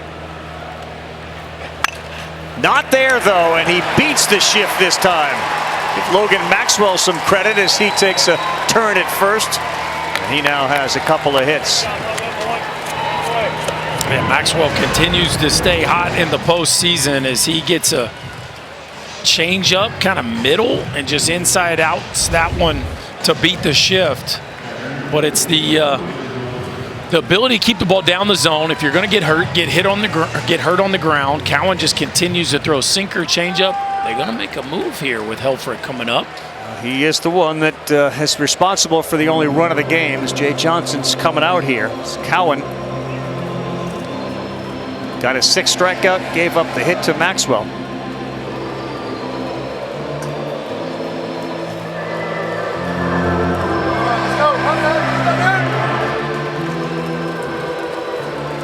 We got a pitching change. Jaden Newt can give you some length out of the pen. The righty comes in to deal with the home run hitter Helfrich. And Ryder's home run, the only run in this game. 15th homer of the season. Pitching change, first one of the night. Likely to be the first one of a handful for both teams. The 228-pound, 6'4" redshirt sophomore of Oak Park, California. You're looking at Jaden Newt. This kid's got pretty good stuff, Berkey. We got a chance to see him in Hoover, I believe, in the semifinals against Ole Miss, and threw pretty well. Went 4 innings, struck out 7 in that one, gave up a couple runs, but it's low to mid-90s. It can get up there with a very good changeup as well. Zach Cowan was really good, especially coming off a start where he wasn't in the regionals. He didn't get out of the 2nd inning, but tonight Man, you're LSU, you would take this every single time. Pitch into the 6th, leave just down 1-0, and really give the Tigers a chance. He last pitched on June 1st against Little Rock. He only went 1 1/3 that night, gave up 3 hits. But he pours in a 95-mile-an-hour fastball, and they throw more high-speed velocity fastballs than any other bullpen in the country. Does LSU.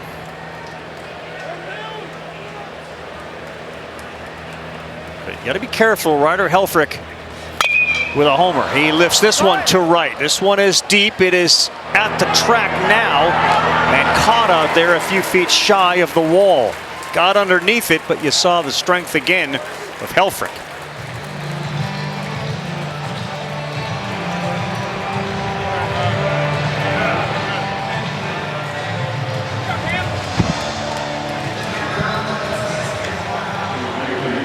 Are you the type of guy, Berkey, that came in after each plate appearance? Were you talking to yourself? Were you telling the other guys what you just saw? Or were you kind of like that, like not saying much of anything? What kind of a question is that? I just want to know. Well, I'll let Kyle guess. Go ahead. Words per minute were high? Let me tell you who I don't think you were. And then you can, since we didn't play together, I don't know. Go ahead. I would assume that you were telling everybody what exactly what happened in your at-bat, and then trying to help them as to what happened in yours, what maybe they could do in theirs. Is that fair? Yeah. It depends on how mad I was. I might have had to have a meeting like with the trash can or the bat rack first, because sometimes those things. It's a cooling off period. That's right. Sometimes you need a little cooling off, but I generally find the guy in the dugout, there's usually just one that actually watched my at-bat. So I'm a verbal processor, KP. I don't know if you know that. No, I had no clue. I need to find somebody that could empathize with me. Verbal processor. Yes, I'll remember that. Yeah. Koschel swings and misses. Yep, and the delayed steal pays off as Maxwell goes down to second base. That was run perfectly. Well, delay steal. Get you a couple hops. We see this sometimes in the one knee down era, that especially left-handed hitter, you're not going to be in a position to throw as quickly. You don't get a peek at the runner, and that was perfectly executed. First stolen base of the year. Yep. Then that one gets by. He will go to third now with 2 outs. And another one of those. And Arkansas will have a 2-0 lead. A delayed steal, the first steal this season for Logan Maxwell for a team that has only 54 all year. I mean, that's way out there. I don't know if you can get your body all the way out there, especially when you're down on one knee. But change up that Newt gets all the way over the top of, and Nate Yeski's going to make slow walk out. Oh, that front foot. That spike didn't catch.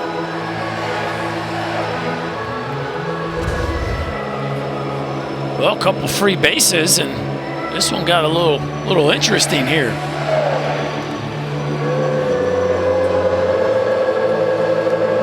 It's crazy when these two teams play in a night to where it feels like an offensive environment. A run doesn't seem like a lot. Right now, another run seems like a lot. It's a great point. It's been a problem for them. 0 for 5 tonight. The opening round game, 0 for 12. The only hitless game this season. It's just the one big hit that can turn the whole game on its head. Newt explained, you could read his lips, slipped. Well, Ravi, you do a lot of hoops.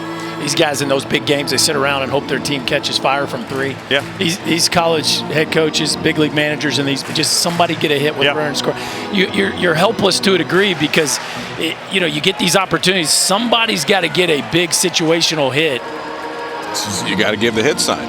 That's it. That's a great point. It's the time just to give the hit sign. What a moment we got here, possibly, with Koschel up, the Omaha kid who we've seen his family, his father, who's a member of the grounds crew. He grew up going to Rosenblatt, knows the history of the College World Series as well as any person playing in the College World Series. He's got a huge run down there at third and a 2-2 count, and he pops it foul and out of play. I mean, think of the conversations he's had with his family, his mom, his dad, about someday I'm going to play there. This is very similar to the way you grew up, KP. Yeah, but his have been standing on this field. Yeah.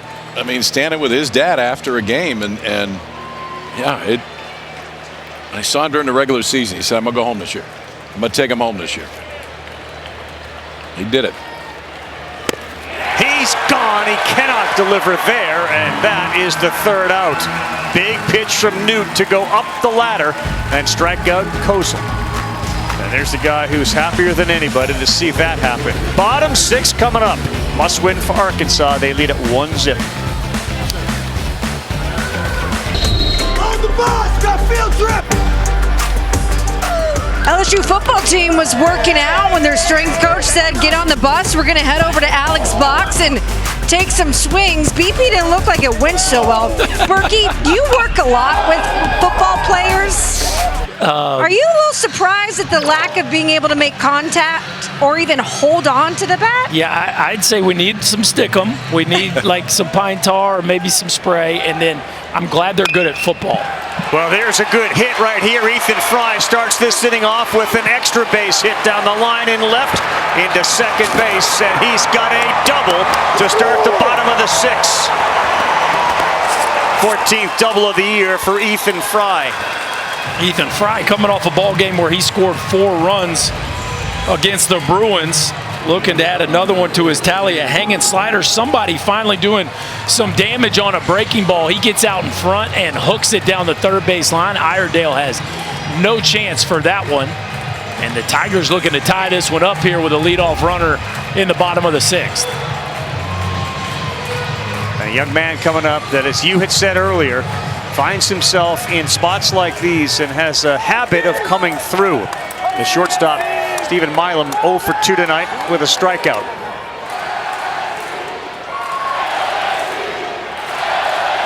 Third hit of the night. That's it for LSU.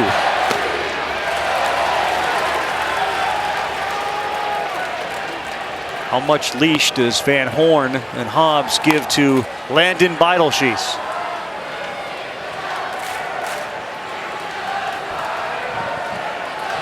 Gabe Gackel is the first to get warm this inning. Way inside, that hit him. Yeah, that hit him. Milam is going to go to first. Back to second base is going to go Fry, but now it gets to be a little quicker in the minds of the pitcher. This is where the decision gets tough. It's a 1-0 game. Milo, I think, was trying to sell us a little bit that it didn't hit him because he wanted a base runner to go to third base, but clearly it does. Well, it just glanced off the top of his shoe there, it looked like. And that'll be it. They will go to Gackel. There is no tomorrow if you don't win this one, and that is exactly why Gackel's going to come trotting in. Gackel was a stud the other night when Root struggled. He came in and was dominant. The hope is he can do the same again from Van Horn and Hobbs. He's inheriting a no-out, 2-runner-on situation in a game they got to win in the 6th, leading 1-0. He was good, man. Beidelshees was really good today, and we said this when Zach Cowan came out. Say the exact same thing for Beidelshees. If you told this Arkansas pitching staff he was going to pitch into the 6th inning, leave with the lead, they would take it every single time. Yep. Probably his best out of the entire year. First 2 reach right here, so obviously some traffic, but 9 strikeouts, walked just 1, was efficient, but now leaves it to the right-hander, who was very good against LSU earlier in this tournament. Came out of the bullpen, went 6 innings. This is their Friday night starter opening day.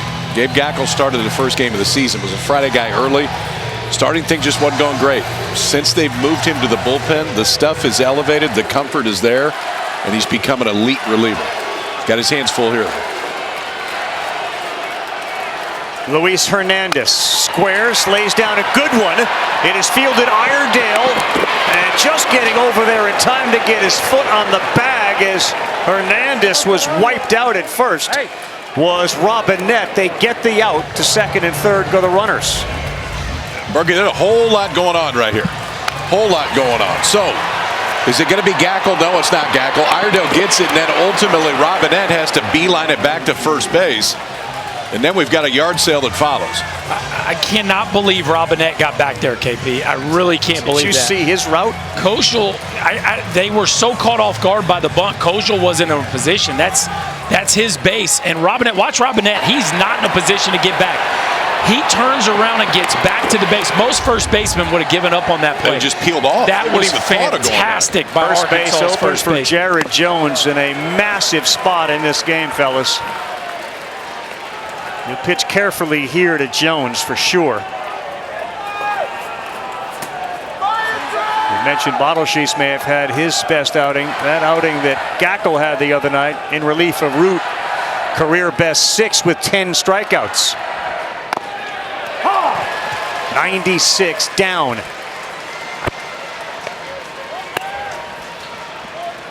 See Mr. George Jones, the father of Jared Jones. Talk about families dealing with the ups and downs of their players. 1-1. How about that? 96 to 87. And you know, Jones is known for his power, but the infield's back. You're down a run. This is where you need contact. Put the ball in play, and this is not a typical shorten up and put the ball in play kind of hitter, but here is where you got to be able to move the baseball. He won't. He's gone. Gackle does what they need him to do when he picks up the strikeout of Jared Jones. Okay, so strike with that fastball that just holds at the bottom and then 2 straight hammers to follow it. And that was the best one. Slider that starts on the outside part, ends at the knees just off the plate. Jones swings through both of them, and that'll get the left-hander fired up. 2 quick outs for Gackle. That was well done.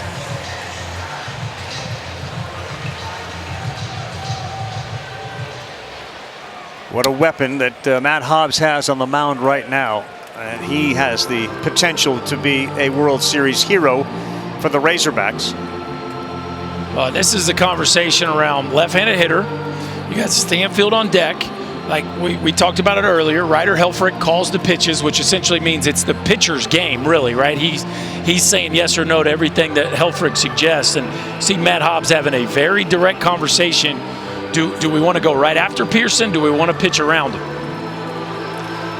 Kyle, what do you want to do here? Well, I think it speaks to your stuff, and you have to be careful in these situations not to let competitiveness totally take over. Because if his stuff matches up better with a righty or a lefty, then you do that, and that's exactly what they're doing right here. Your natural instinct is, I can get it. Mm-hmm. But ultimately, the numbers say you have a better chance to get the right-hander on deck. Gackle's control has been outstanding after the intentional walk. Always, at any level, when you walk the bases loaded, you introduce the idea that a walk leads to a run. Oh, how about this? Jake Brown. LSU will bring in the sophomore Jake Brown to hit.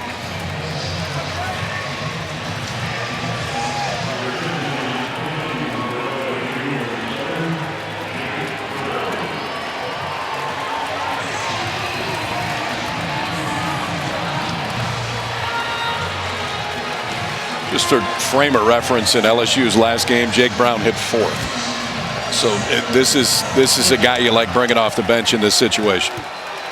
For Stanfield with the bases loaded. Ball down. First pitch looked like a strike. Called the ball down. Ethan Fry, after the doubles, moved to third. Milam got hit by a pitch. Pearson intentionally walked.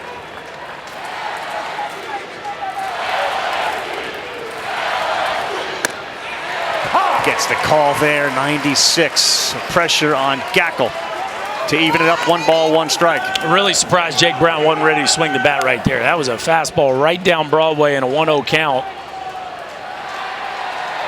The sophomore sends this one to left center. It looks like it's going to get down, and it does. It brings in Fry and Milam, and the pinch hitter, Jake Brown, delivers. The Tigers on top 2-1. We now know what Jake Brown can do for you. That is big-time clutch hit. Slider that didn't slide. And the manager's pressing some buttons now. Yeah, he is. You walk Josh Pearson to get to the right-handed hitting Stanfield, and Jay Johnson not afraid to take his center fielder out of the ball game and use his best left-handed bullet off the bench. And what a move there by Jay Johnson to pinch hit Jake Brown, who pays it off with a 2 RBI single.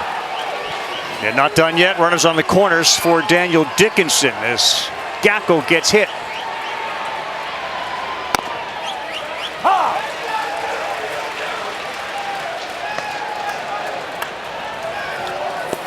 A hit batter comes back to also haunt Arkansas. Remember, it was Milam who got drilled on the foot. He was the second run. Pearson and Brown, third and first, way outside. He's going to go on a delayed steal. They'll throw down. Here comes a run from third. Did they get him in time? They say no run. There was a race between Pearson coming home and trying to stay out of the tag Brown. And it was close. It was very close. So Kojal's got a decision make here. Do I throw this ball home, or do I think I can tag before the runner gets there? He decides to go for it, and I think he touches him just ahead of it. Did you see the slip by Brown? Brown tried to put the brakes on, and his foot slipped. And as a result, it allowed Kojal to go back and get him a little quicker. Take a look at that replay again and watch Jake Brown. When he puts the brakes on, his foot slips. So this is a called play here where they are trying to get that kind of action and banking that they can stay in the rundown long enough for the run to score.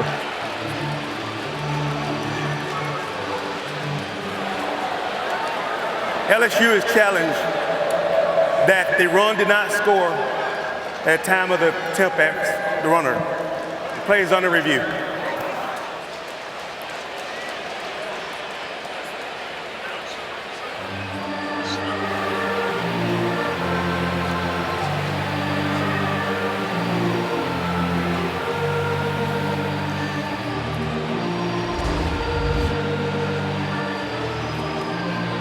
So Helfrich rips this ball, KP. He peeks and then rips it. There's the slip there by Jake Brown that allows Kojal to just get there. And the question is the glove actually on him right there? Because if it is, then it's no doubt he doesn't score.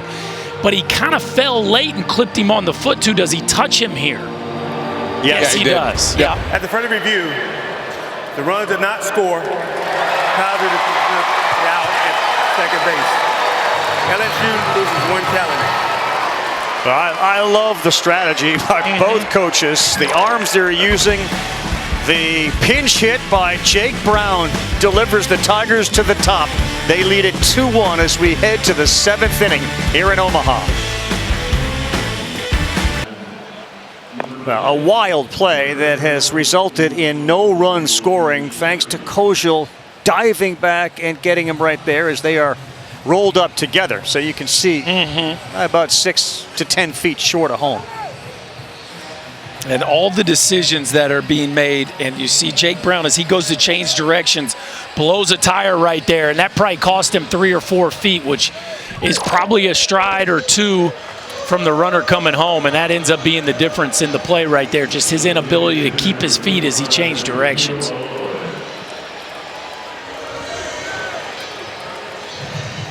Now he goes to right, and Curiel is in center. Goes to center. Yep. You're watching next year's center fielder right now. And Pearson is in left. So Pearson, Curiel, and Brown around the outfield left to right. And a big swing from Kuhio Aloy.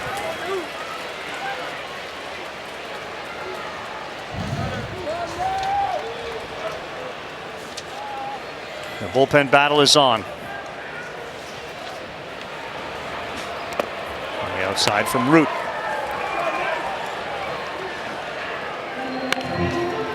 Newt, I should say. Brown against Arkansas in 25 is 6 for 9, 2 homers and 7 RBIs. He has been a hog herder for sure. 6 for 9, 2 homers and 7 RBIs. I'm fascinated by the managing that just went on there by the two head coaches. There was a lot of buttons being pressed right there. Aloy beats it into the ground, not a fast runner, and Milam's throwing plenty of time. Hio Aloy 0 for 3 with a couple of strikeouts. A reminder, LSU wins this game, our College World Series finals will be set. It would be LSU against Coastal Carolina.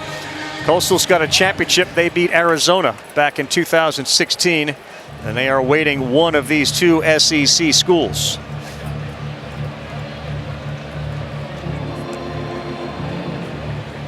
Chase Shores ready to come in the game. The power arm. Jaden Newt is out, and if you like 100 degrees temperatures, that's your issue. But miles per hour on an arm, come right back.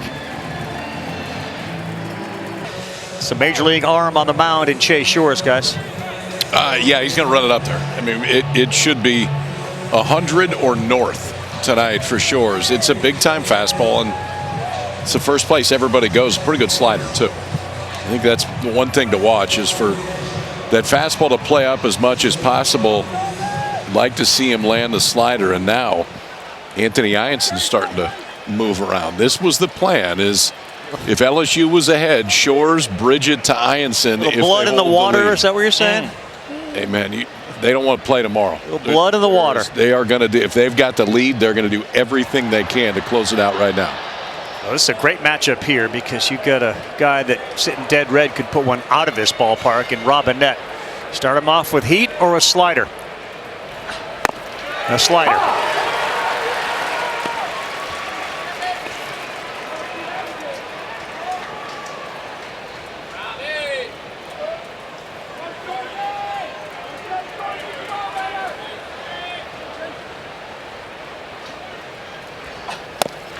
And another one to back it up to get ahead 0-2 as Boyd and Wendy are stressing right now, the parents of Reese. And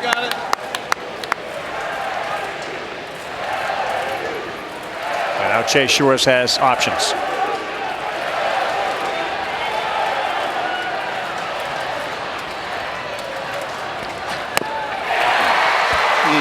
Awfully impressive for the second out. That's just mean. I mean, you come out, you throw 100 miles an hour, and just go 3 straight sliders, and the last one spinning over 3,000. That is, well, if he can do that, wait till you see how much the fastball does play up. I don't know if 100 can play up, but if you're dropping sliders like that, it will.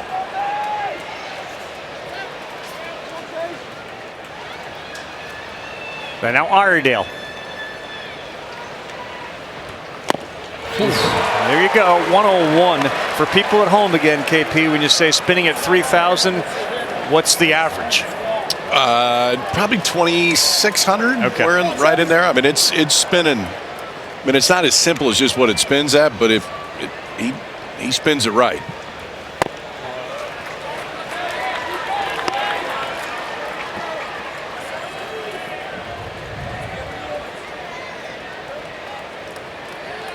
What's in store on a perfect night? Here in the 7th of a 2-1 game, LSU trying to get to the finals.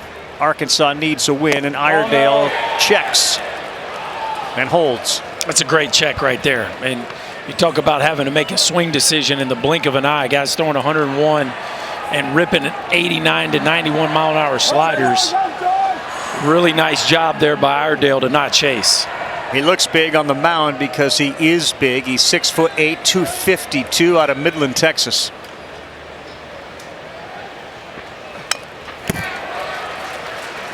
Talk about tunneling, meaning the pitch comes out of the same arm slot. And you could almost get in the head of Iredale. Is this a slider or is this a fastball? What is this? And it's so hard to make a decision when that pitch is 101 miles an hour. That's what it's all about. That's why everybody's chasing velocity, because you put the hitter in such a bind by how quickly they have to make a decision on ball or strike, and if they see the spin of the breaking ball or not.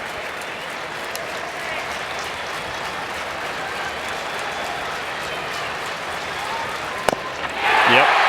and the indecision, you could see it, and the hesitation on a slider.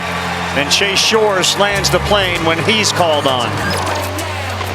Just leaned on that slider. Both strikeouts on the same pitch. Chase Shores out of the bullpen. It's stretch time in Omaha, and the Tigers lead it 2-1. Welcome back to Omaha with Chris Budden, Kyle Peterson, Chris Burke, Carl Ravitch here. And you just saw an awfully impressive inning from Chase Shores, who on the season now has 66 strikeouts. He's accomplished that in now 60 innings of work. You got two guys on the mound between Gackle and Shores who are going to be at the next level. Daniel Dickinson with LSU up 2-1 inside ball one. 8-9-1. Due up here in the bottom of the seventh. Remember, Dickinson was intentionally walked his last time up. Squares to bunt. 2 balls, no strikes.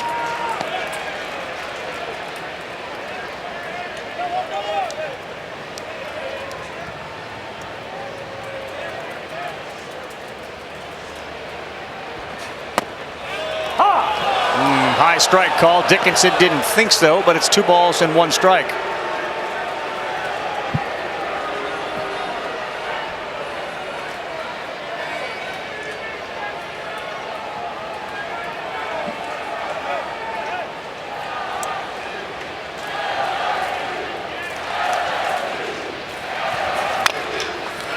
It's a high hopper, and it's over the head of Iredale.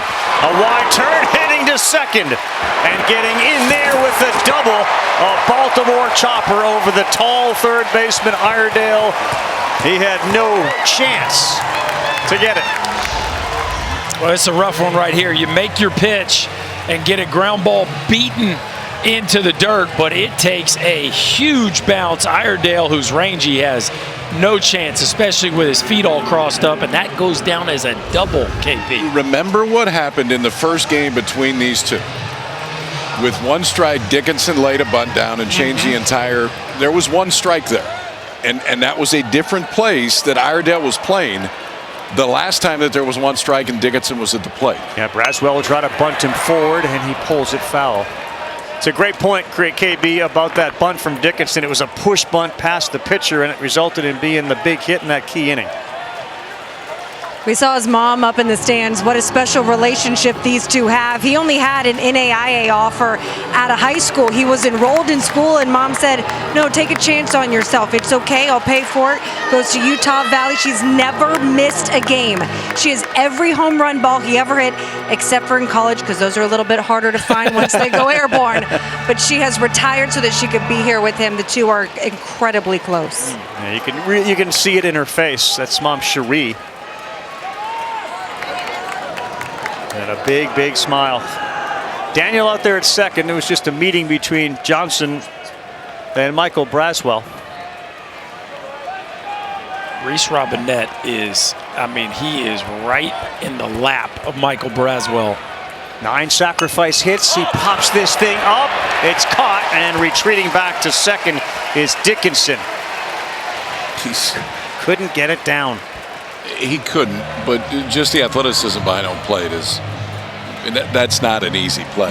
He just goes on a dead sprint the minute it goes up in the air. He's done this twice. His bat just went straight down, KP. And from there, like you said, ball goes up. Yeah. Barrel goes down, ball goes up. And Helfrich just makes that play look like a piece of cake. But boy, Braswell really dropped the barrel right there, and you could tell just how much he's beating himself up.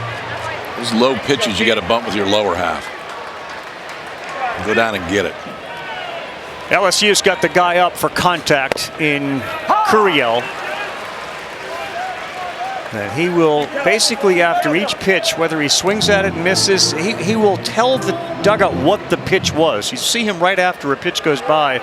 He talks to himself. He's communicating what that pitch was. Part of those drills were to put numbers on baseball so he could identify the pitch coming out of his dad's hand.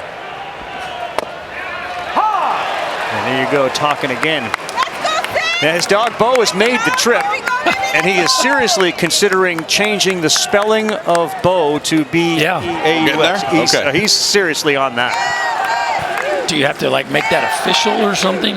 Yeah, there's a whole dog process, of course. Yeah. Okay. Come on. Wow, he doesn't pull the bat off the shoulder, and Gackel punches out Curriel, a huge out. He rocked him to sleep with a changeup before, and I think just wasn't ready for this one. I mean, this is 97, and obviously looking off speed, and he pumped it right down the middle.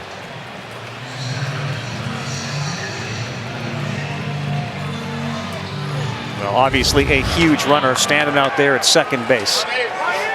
Dickinson off a double. Here's Fry, who doubled his last time up. Gackel locked in here with a strike to get ahead. Helfrich does such a nice job with those pitches on the bottom outside edge. I mean, that pitch is right on the edge. He gets it for his hurler.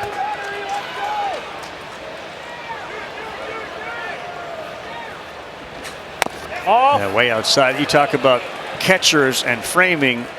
When you watch the finals, if you haven't seen Coastal's Hayden Bodine behind the plate, there are few better at doing that. He is, according to Kylie McDaniel, another high pick in this year's draft. Yeah, he's worked his way all the way up into the first round. Good job by Helfrich there. It's 2-1. Oh, it's two of the best in the entire country. Bodine draft eligible. Helfrich is not. He's just a sophomore. The other thing about both those guys I like is they know the ones to try to steal and the ones not to. The ones that are far off that you're not going to get them. Fry looks back out at Gackel like, okay, I saw that. That's a good pitch. It's 2 balls and 2 strikes.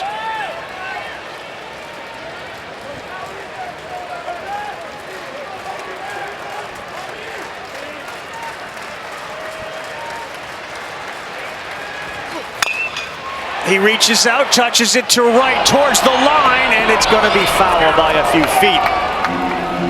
The hold your breath moment for everybody here and certainly watching on TV was to kind of stay fair because nobody was going to get it, but it drifted foul. Which is good news for, let's see, which one, who's going to get it? Oh, he's taking applications. Who right we now. going with? It really is. He's. You want it? Okay, you got it. Pretty good deke. Oh, the old redirect. That was a good deke. Never mind, you get it. Back to the action for Gackel on a 2-2 and another foul. All right, KP, that's twice in a row he's thrown sliders down and away. You see Fry kind of getting his nose out over home plate. You could stick one arm side at 96, 97 with a little run. If the approach is the same way, he's going to have a hard time getting to it.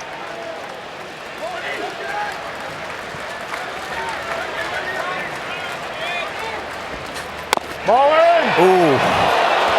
Missed location a little bit. And as good as Helfrich is, he couldn't bring it back into the zone quick enough to convince Fagan that was a strike. So we go full. That was an accident. Yeah. The old backup breaking ball that went begging off the inside edge. 3-2. Dickinson starts to move and he fouls another one off. Well, they just do not seem to want to throw Fry a slider here. I mean, a fastball, excuse me. Yeah, it's 4 straight.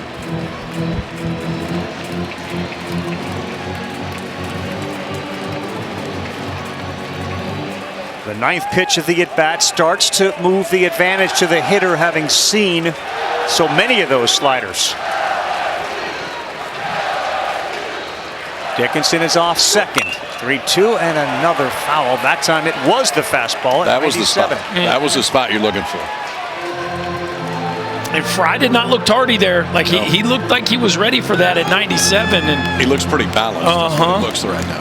I think if you're making a pitch decision here, you better, whatever it is, you better be convicted of it. His father Ross looking on. Here it comes again. 3-2 and he chased Cheddar up top. 97 for Gackel. Oof. Shores, Gackel. We got ourselves an absolute bullpen battle and one of the best hitters in the country. Vahiva Aloy coming up. Shores coming back out. It'll be power on power when we come back to Omaha in the World Series for the 8th. Welcome back, everyone. Hope you're enjoying it as much as we are. The NCAA Men's College World Series is presented by Capital One. What's in your wallet? Yeah, the starters were unbelievable. Bible Shees and, of course, Cowan. The big home run from Helfrich made it 1-zip. And then the pinch hit, 2 RBI, single by Brown in the 6th inning. And that is where we stand now as we welcome you back inside Charles Schwab Field, Omaha, Nebraska. And Shores, who shut the door against UCLA, is back pitching the 8th. He gets Justin Thomas Jr. to lead things off. And he swings and misses, set a slider at 89.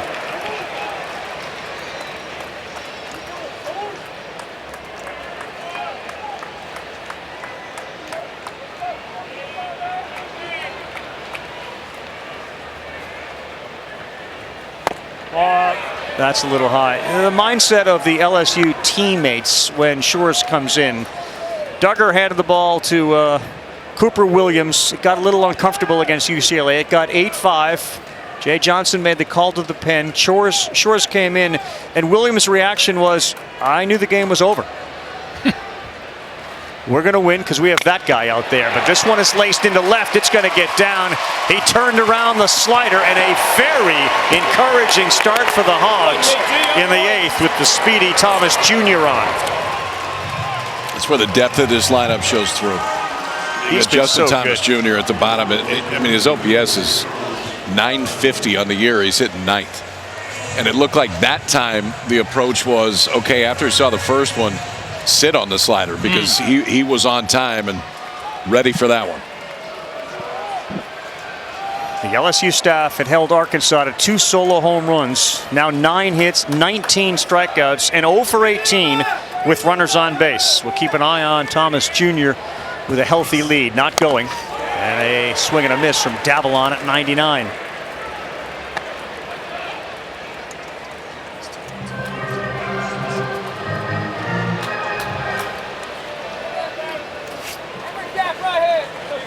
The LSU pen is bubbling with activity.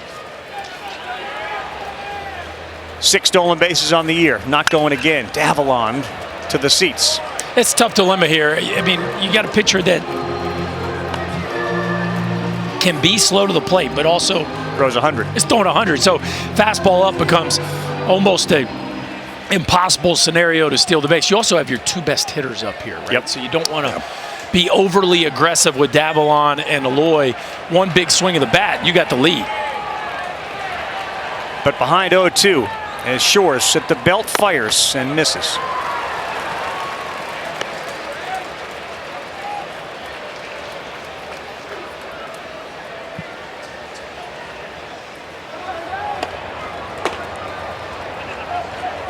Interesting. So it's not Ianson up there now throwing the baseball. Instead, it's a lefty and a righty.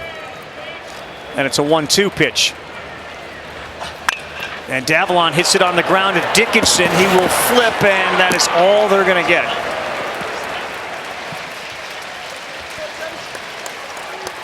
I'm not real sure what that was from Daniel Dickinson. That was some of the weirdest mechanics. You got 2 choices here. You're either going to catch this thing and flip your hips, or you're going to backhand feed it. He does neither. He catches that thing and like steps across and throws it over. And at that point, you're not even trying to get to. And nice job there by Milam. Just put that ball in your pocket. That is not at all, I promise you, that is not at all what Jay Johnson has coached him how to turn a double play. But they get the lead out. Might not have gotten 2 anyway. Just an awkward feed there. That this may be the biggest at bat left in this game with Shores and Aloy.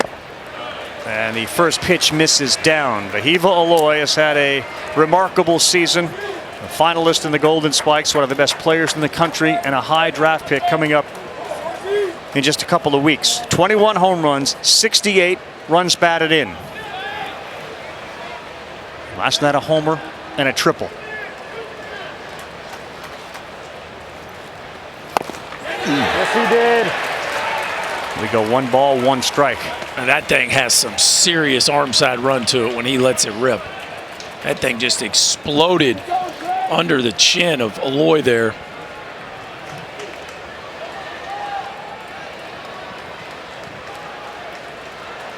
From Hawaii, Maui, to Fayetteville, to Omaha. Boy, that is smoke at 100 miles an hour as he dots the corner. Run one under his chin and then a paint piece on the edge. That's a tough sequence to handle for the right-handed hitting Aloy. And if you look at Shores, it looked like he's pitching a midweek game. There is very little stress in any of that body language. He set him up, he threw him a slider, and he's able to get that bat on it. Aloy, a single into left, first and second. He sped up the bat, and Vahiva came through. Continues to deliver with 2 strikes. Been doing it all year. Slider down the way, easy take.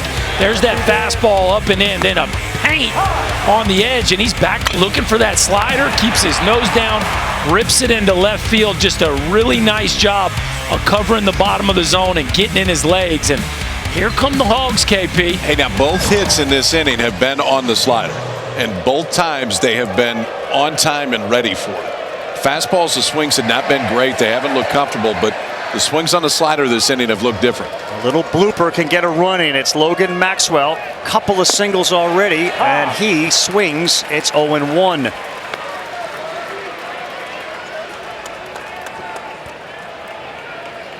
Former TCU Horned Frog for 3 years.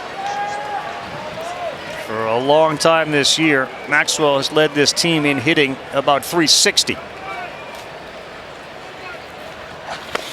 Oh, that hit him, and the basers are going to be loaded. Got him on the foot, and the Hogs are 90 feet away from tying it.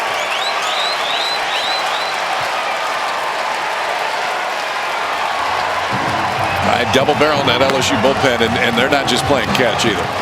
I feel like both that are up right now are situational for this inning. If LSU gets through this with the lead, then Ianson probably stands up and gets ready.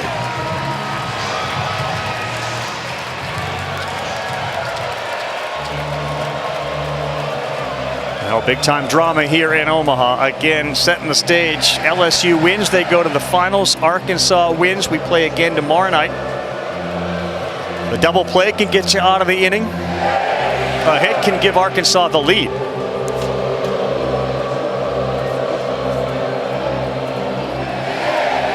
Based on what you've seen, KP, what would you do in this situation? You're in a bit of a bind here, because if you watch Chase Shore's last inning, you want every bit of it. If you watch him this inning, it's been a little bit different. Some of it is just the approach for Arkansas. I understand leaving him in right here because from a pure stuff standpoint, it may be the best stuff in the building right now. But ultimately, I still think if you're Arkansas, you take the same approach. Pick one of them, whatever it is, and lean on it. So far, their best swings in this inning have been picking the slider and going after it. And the best swing of the game has come off this guy's bat. Ryder Helfrich, a home run in the 4th.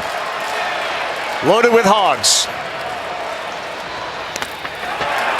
And that ball was blocked by Hernandez. Another one in the dirt from Shores. And from a catching standpoint, you're expecting a breaking ball in the dirt to block.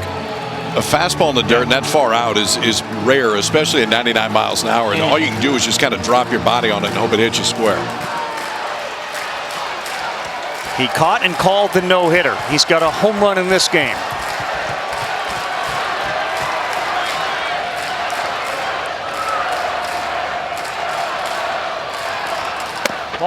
And it's 2 balls and no strikes to Ryder Helfrich. Got to slow your heartbeat down here a little bit if you're Ryder Helfrich. Like, this is the time where you want to have that hit that totally flips the game, but you have to get a strike. You got Shores on the ropes. Don't do him any favors. Davalon leads off 3rd. Here is the 2-0. Swing and a miss at the plate. 2 balls and a strike. I thought you were talking to everybody that's watching and sitting here. You got to lower your heartbeat a little bit. All of us. So much on the line with each pitch. And a high bounder to 3rd, to 2nd for 1, to 1st. No, it's dropped. We're tied. And here comes the run from 3rd. Arkansas now leads it.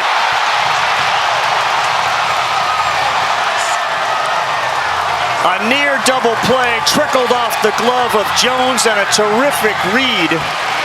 As Jay Johnson saying, appeal the play at first base. But the Hogs currently have a 3-2 lead on heads-up base running. Vahiva Aloy slid across and has, to this point, put Arkansas up by a run. I think he wants to appeal the slide at second. I think that's the only thing you can. Yeah. This Jay Johnson just seeing if there was. You got to try that here. Yeah. LSU is challenging the forced play slide rule at second base. This play is under review.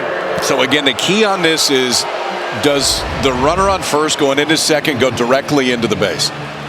And if you go directly into the base, you could go through it. Oh, it's a head-first slider. Yeah, there's that's a nothing. There's no chance. But to your point, you got to try it. Yeah, but and he how ran about, out. Well, I don't. Yeah, if he's sliding head first or not. I get it. Guys, Bear Jones just whiffs this one here. This ball's in the air. Like, Bear Jones just doesn't catch it, and you got to give Aloy a ton of credit. And Bobby Wernes over there at third base, that ball did not get that far away from him. See Bobby Wernes after that? After Aloy scored? He looked like he was still playing. Yeah. Like that was fired up. Yeah, I mean, that's his spot as a third base coach that you've got a chance to affect the outcome of the play.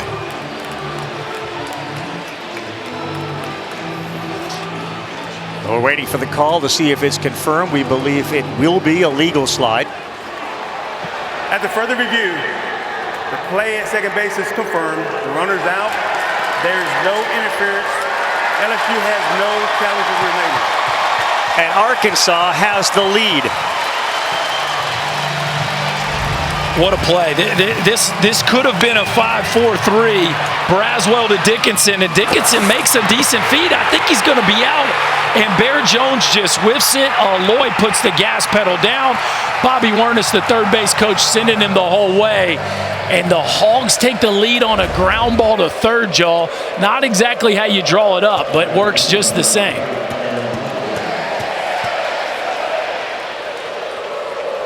Well, he got the ground ball that he wanted.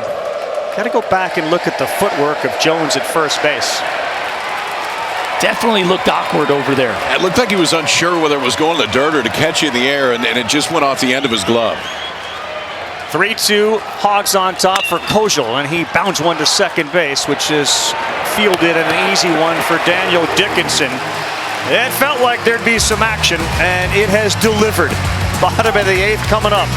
In a must-win game for the Hogs, they now have a lead by a run. And now back here in Omaha, what a game. Arkansas's regained the lead 3-2.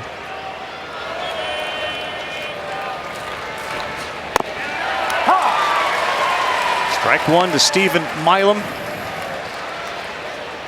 Gabe Gackel doing his best, just like he did coming in for Zach Root earlier in this World Series, was outstanding.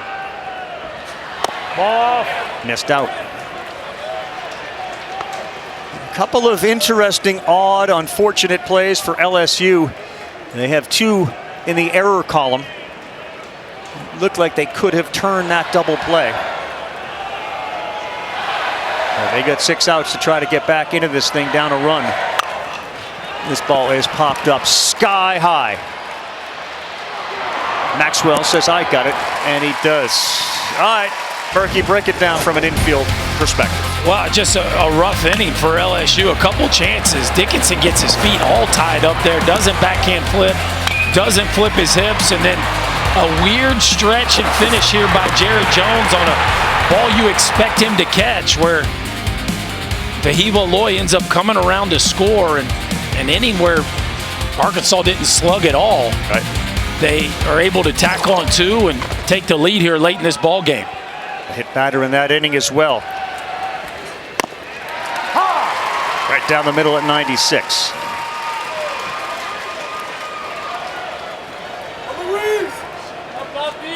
Hernandez to be followed by Jared Jones.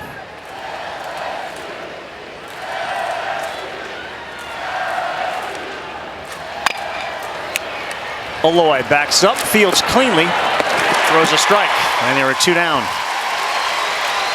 Not upset about the current situation, the Chanticleers. If this ends with Arkansas winning, then you go into A likely use, I guess Ianson starts, right? So that's a pitcher that's off the board. Well, for him. and Cade Anderson's going to be available. I mean, he'd be on big league rest tomorrow. Sure.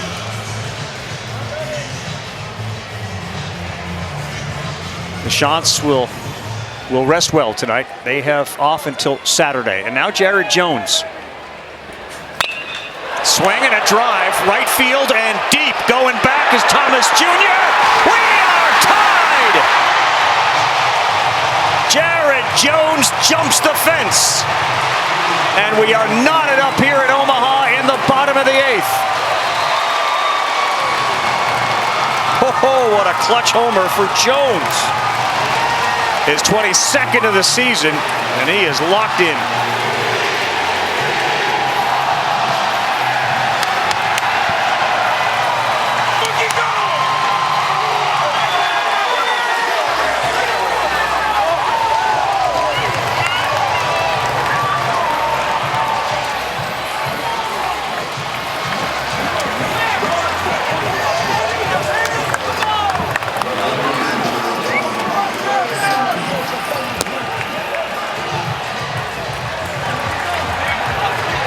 You serious about clutch home runs? One of the all-time great home run hitters in LSU history just delivered a monster shot. 22nd of the year to tie it in the bottom of the 8th. It's got to feel pretty good after not catching that ball at first base. I mean, it feels good regardless, but he knows he should have been able to finish that one off. Shaking his head right there. 2 outs and nobody on, and the Bear delivers. Ball. You know, the wind that we talked about early in the game has kind of died. That's just strength right there. It's similar to the home run he hit the other night. It was blowing out much harder than it is currently, but a huge home run in the history of LSU.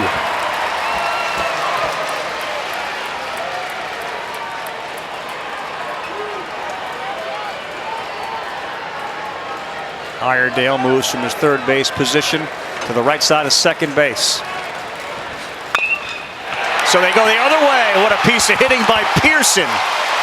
Like a game of chess. You're going to go over there. I'm going to hit it over here. Okay, Pete, we talk all the time about if you're going to get Bear Jones out with a fastball, it better be up. That one is not. A fastball just above the knees. And you talk about a man who knows his yard. Enough juice to run it out here to the backside gap and just stroll around the bases with no concern about that one staying in the yard. And you know the Tigers love it, especially Mama Bear. LSU has locked this one up. How about the look on his face? Yep. Running down to first base. I mean, a combination of probably a little bit of relief and then just pure excitement about one swing tying it up. Strike one to Jake Brown, who had the big hit, knocked in 2 in the 6th inning. Well, exactly the type of game that you would expect in a must-win situation for Arkansas and a ticket puncher for LSU if they win to the finals.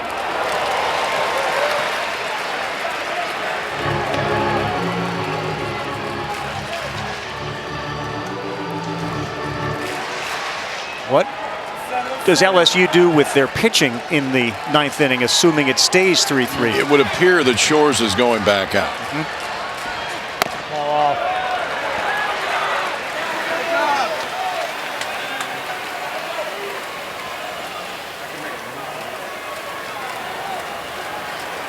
Let's go, kid. Let's go right here.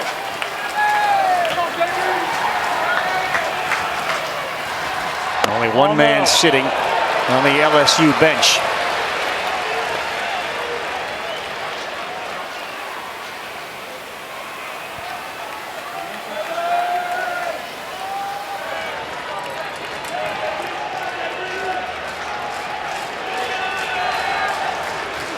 Oh no.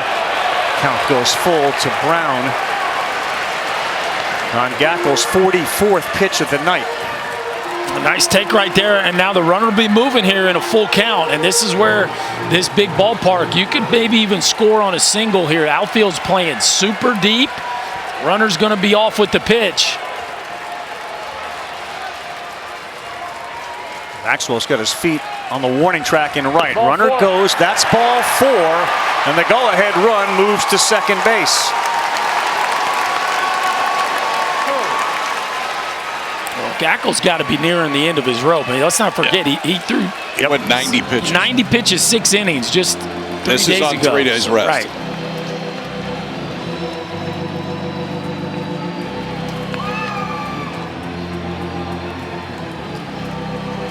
But they're not getting them. No, Matt Hobbs is generally not the one that's going to make a change. If he's going out, it's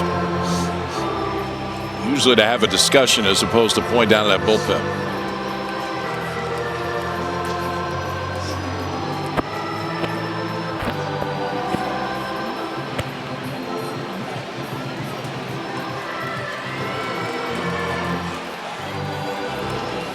Two very interested spectators, part of our phenomenal crew here in Omaha. Danny Wexelman and, of course, superstar hero for LSU and Big Ben McDonald.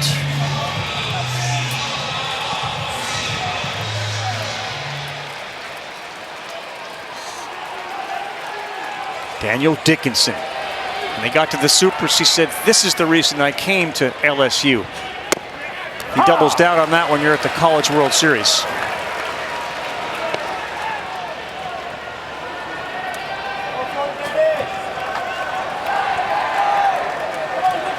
Pearson, go-ahead run at second base. Inside. 1 ball, 1 strike.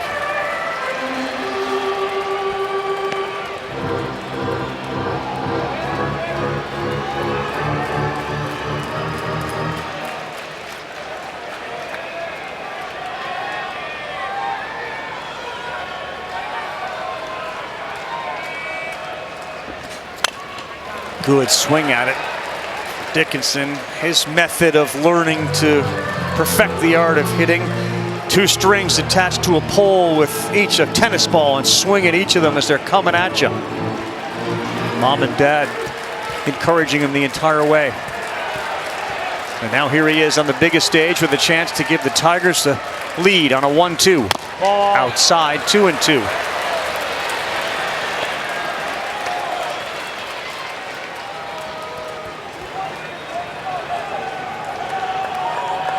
I would think this is Gackle's last hitter regardless. If he doesn't get him, I think they will go get him. And even if he does, I don't think he'll come out for the 9th. Now you can hear him for the first time grunt on 97, and he missed to go full 3-2. Yeah, the command definitely has seemed a little wobbly here down the stretch. Does he have one more good bullet in him? He's reaching down as deep as he can. 3-2, 2 outs. He did reach back and fire a fastball past the swing of Dickinson. But it was the swing of Jared Jones that changed everything. The Bear delivering in the biggest of moments, a bomb to right center field, turning a 1-run deficit into a tie ball game. We're locked up, folks, headed to the 9th. Take a look at the Capital One rewarding performance. And there were just so many of them given the big hits that were necessary in this game. Arkansas grabbed themselves a lead. A little shaky infield play right there, but guess what? After Aloy touched home, the guy at first base who had that one go off his glove made sure the one he hit would never end up in the glove. A game-tying 3-run blast after Arkansas got 2 in the top. LSU plates 1. Gabe Gackle very, very frustrated with the end result of the homer. Needless to say, we are back to square one. 3-3 going to the 9th inning. Kahio Aloy. The shore stays in. And his swings has been late. But it's been a frustrating World Series with a couple of strikeouts and a ground out to the shortstop for Kahio.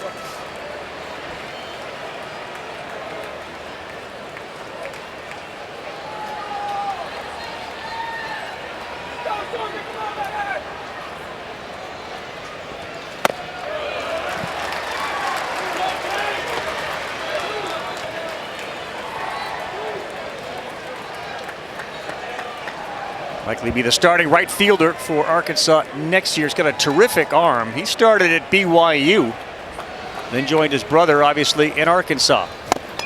Oof. Swinging for the fences on 99, and it was by him. Better not throw anything else. Stay with it. Yeah, you throw a slider right now, I think you give him a chance. I mean, that is very well located arm side, and it has a ton of run. On the ground, Milam, nice play, and he's able to get the out. That time Jared Jones swatched it into his glove like he was playing egg catch. He wasn't going to let that by him or break. He kind of waited as long as he could right there. Milam's got a range a long ways glove side, then throw it on the run. Bear's got to go get it. He kind of going to let that one travel and then pop the bare hand in there just to make sense. Yeah, the claw finishes it off right now. The Bear with the claw right at the end. Cover this bad boy right up. Yeah. You don't see a lot of two-handed picks over at first, but hey. You do an inning after what just happened. Right. It's an out. Shores and Robinette. He's feeling really, really good, and that is easy 101 mile an hour velocity.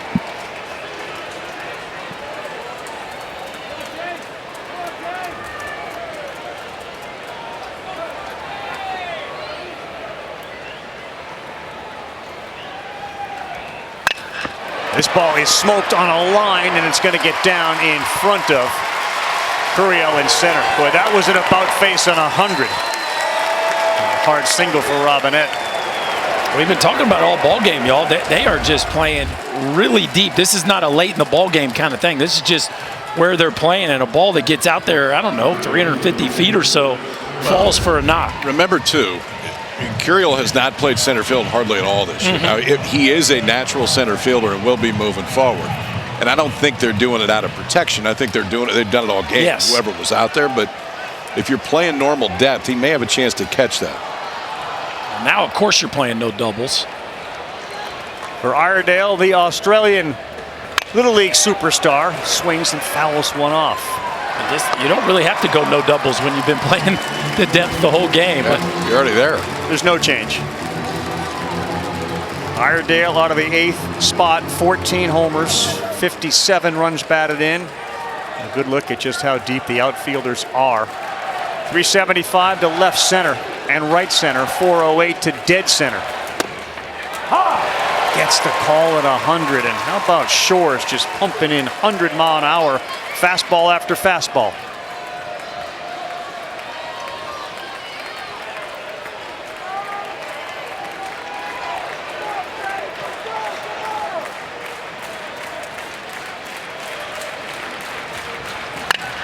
This ball is hit well. It looks like it's destined for the gap. It gets down. Robinette goes to third, breaks her on, and a double off the bat of Brent Iredale. And the Hogs are knocking at the door here in the 9th. Well, that's one of the reasons you play deep. If it gets to the wall, that game is now not tied anymore. Because Curiel can go get it. That ball's getting by your left fielder regardless. But if Curiel's not playing that deep, it's got a chance to get all the way to the wall. And Arkansas has the lead right there. But Curiel takes the deeper route just to make sure that he's essentially the backup man in this. Is able to get to it and at least hold the base runners in second and third. But now, as Jay Johnson walks out, you would expect they're going to bring the infield in. Justin Thomas Jr. due up. He's been on fire with bat to ball skills. And you're right, the infield will be in. We will be getting a new pitcher coming into the game for LSU. They're going to bring in the right-hander, Jacob Myers, coming into this one for LSU. Arkansas's got runners in scoring position. There's only one out. Looking to regain a lead in a back-and-forth battle here in Omaha. Well, all you could ask for on a wonderful College World Series evening here in Omaha, Nebraska. Arkansas and LSU, the SEC superpowers amongst many, but they are the two that are here, and it's a 3-3 ball game. The Razorbacks are knocking at the door as Shores has come out. Chase Shores and his 100 mile an hour fastball 2 innings. He's responsible for the 2 runners. He struck out 2, didn't walk anybody, and he gave up 1. And now you go to another guy who's known for a high-velocity fastball in Jacob Myers. Yeah, good. We got the guy out of there that throws 100. Now we get to face another guy that throws 100. Righties have had an issue with him this year. 0-30 is not necessarily what you're looking for. Throws about 80% fastballs, and he will run it up there. LSU's infield is in. We think about a push bunt. We swing it away. Robinette has a very small lead. He's swinging, and that gets through. A diving infielder at third. Robinette is in. Iredale is in, and the number 9 hitter, Justin Thomas Jr., delivers in the biggest spot possible. He is 8 for 14 at the World Series. Boys, that's one of the biggest hits in Arkansas history right there. You talk about being ready for an at-bat off a dude who doesn't throw a ton of strikes, a first pitch breaking ball that is just begging to be blasted, and a rocket between short and third from JTJ puts the Hogs back on top. Jacob Myers had thrown 82% fastballs this year. Wow. You take that swing, you are going up there looking for a first pitch breaking ball, and he got it. 5-3 Arkansas. Davallon. Strike 1. How do you do that, Berkey? How do you take a kid that throws 82% fastballs and be ready to hit a slider? I think that's the old, like, man, I'm just ready to hit, and I see the spin early. I don't know that he's sitting slider as much as he's just ready for a strike. Braswell had no chance. That was a rocket, and he was in at third base. Davallon swings and misses there. He's just calling time because it hit his foot after he swung and missed. What a College World Series for Justin Thomas Jr.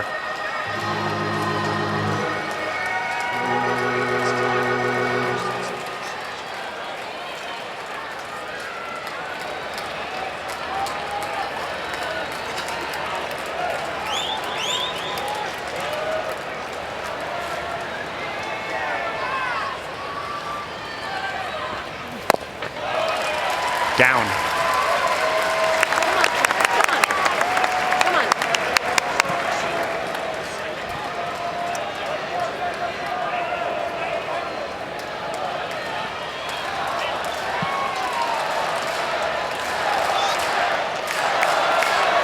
One-two to Davallon.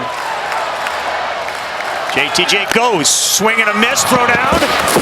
It's into center field. He's up and he's off. As Curiel will pick it up and not try to throw to third.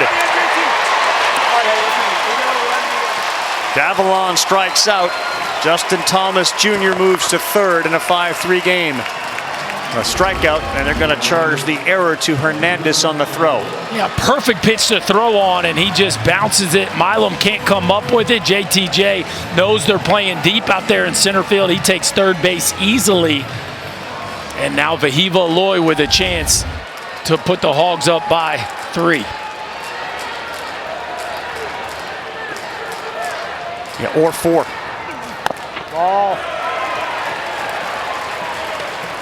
Ball 1 inside to Aloy, who came sliding across home to put the Hogs up by a run before Jared Jones knotted it up with his bomb.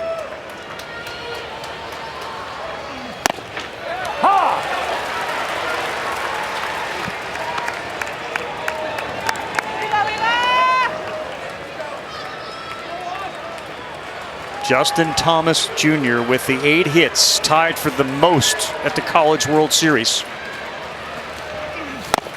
Oof, slider, he was way off there. Louisville's neighbors had 8 hits. Both of them are 9-hole hitters. And those are the 2 leaders in hits in Omaha. You never know.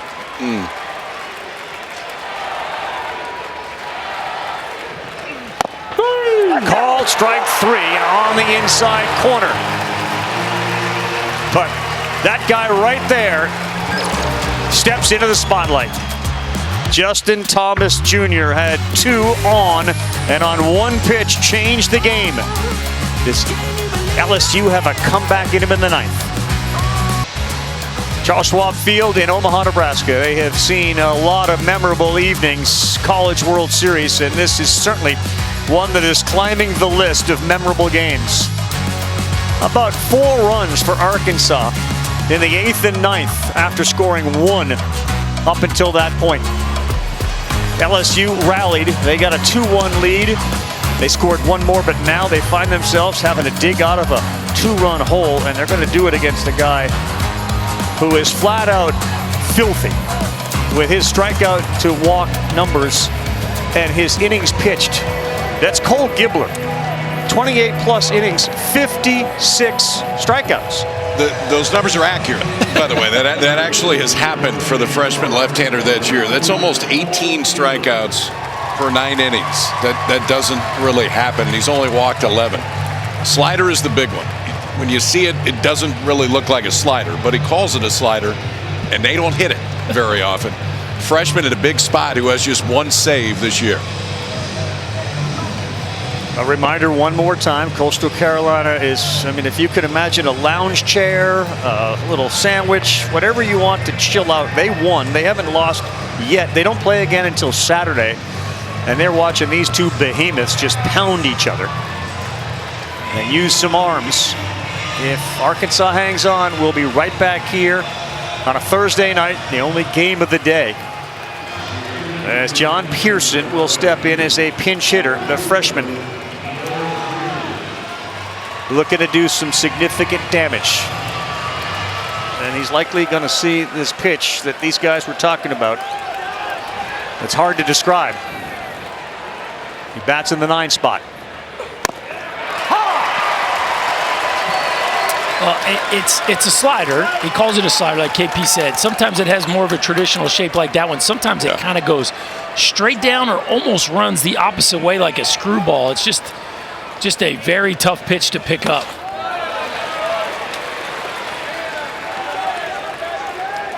One ball, 1 strike. So it's been Gackle and then Gibbler with a whole bunch of arms still available should there be a game tomorrow night out of that pen. 1-1 of the freshman. Almost hit him.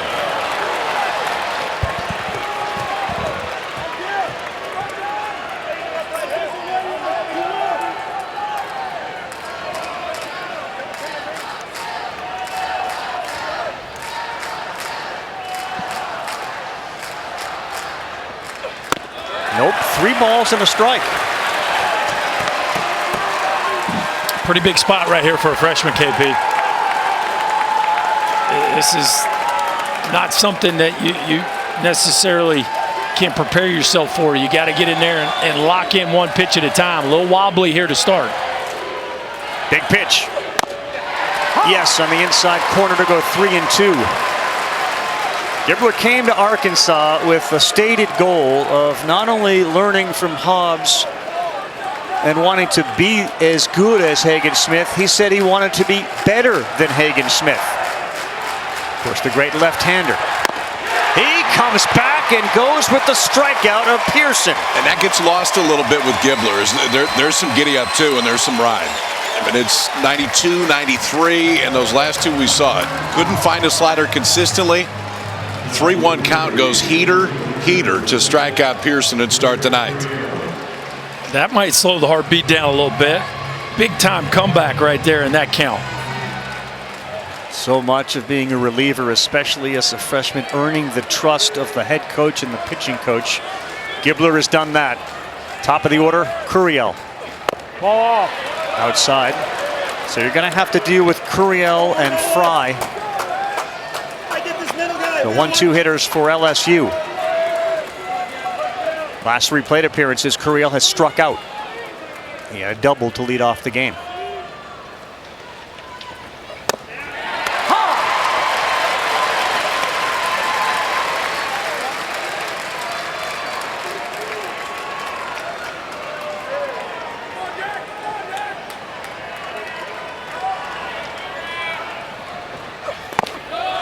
In the dirt. Always the conversation about the modern day hitter and the challenges they face that not necessarily the hitters from years back did. The idea that you faced Beidelshees and then you had to face Gackle, and now you go back to a lefty who throws another array of funky pitches. You're not seeing one guy, you're seeing three. And you don't get Curiel to go out of the zone very much in a 2-1 count. That shows you how good that slider can be.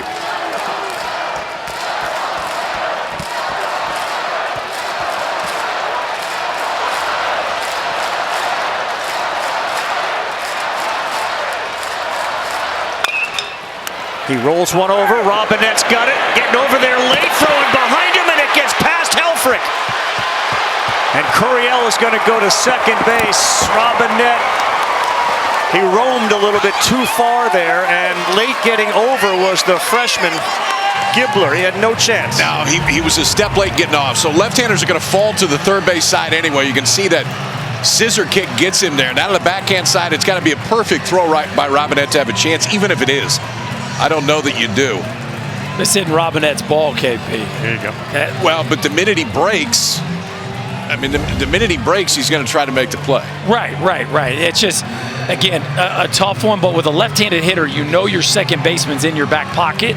And even if you take a half step, we've already seen him retreat earlier in the game on a bunt, right? Even if you take this first half step to the ball, like, you got to put the brakes on. Once he goes that far, you're right, KP. Now he's got to make. Now you got it. Yeah, at that point, you got to feel. I think even a good throw, he's safe, but you gave him an extra base as he throws that one way up the first base line. Helfrich was backing up the throw, but it was so far off that it went by him. And now you bring up a dangerous hitter in Ethan Fry. First base open, down by 2. 84 in there for a strike.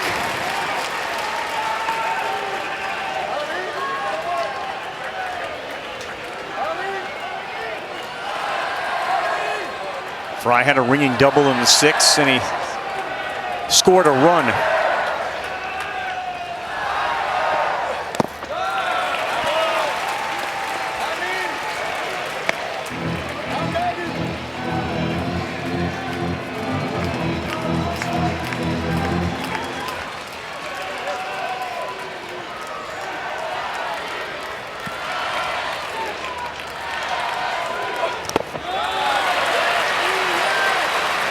Gibbler does not yet have that pinpoint control that you're so used to seeing. He's fallen behind again, 2-1. They got double barrel action down there in that Arkansas bullpen, so they're ready to go to the next guy if Gibbler doesn't find his form. Fouch on the right. 2-1 to Fry. 3 balls and a strike, and it wasn't a competitive pitch.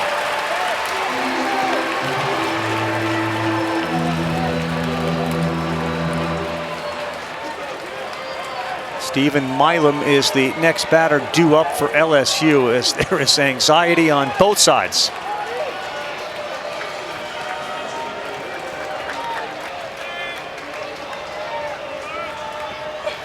Oh, did he? Did he go? No, and the walk will bring the winning run to the plate.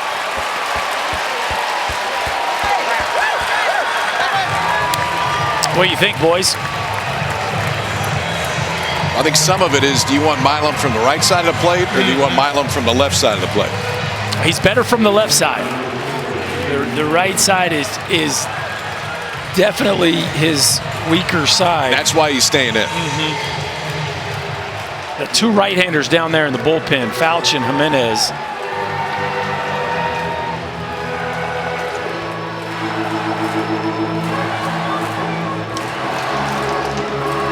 People ask all the time about closers. At the major league level, they've made this argument that you can find a closer. You guys on the bandwagon of the last 3 outs of any game at any level are the hardest 3 outs, and it does take a different breed. Yeah, especially the minute there's traffic in an environment like this. I agree with you, but that is kind of a modern day argument. Well, that is one modern day argument I would disagree with. All minds are not built for the 9th inning. I agree with you. And like you said, traffic, but also the stage, right? It's very different in postseason and elimination game. Well, he's been very different in the postseason as opposed to all other games too. You said it earlier in this game, man. Milam just feels different in bigger games.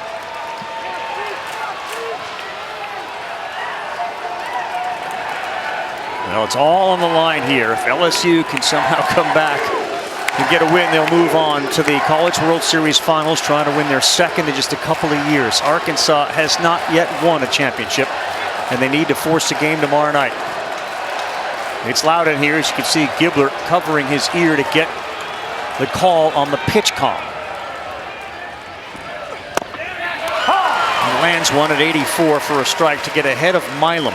We talked about the splits. It's about 70 points difference facing lefties than righties. So Milam again, multiple hits in both of the College World Series games, and tonight just a hit by pitch and 0 for 3. Doesn't have that hit yet. This time he beats it into the ground. Aloy will go to third, and he gets the out. Did they have a chance to get two? He went to third to get the lead runner, foregoed any chance of a double play. Yes, they had a chance to get two. They're turning two on this ball, KP. Like, to me, this is a no-doubter. 6-4-3. I mean, look where Milam wasn't even at the runner's lane when Fahiva decides to throw this ball to third base. Look where he's at when he decides. He's not even in the picture. That one really surprises me. That ends the game.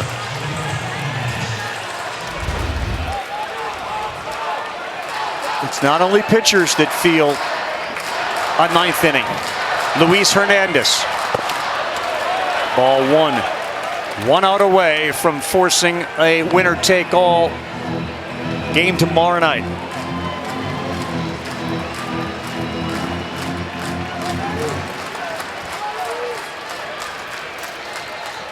Gibbler wants a new baseball.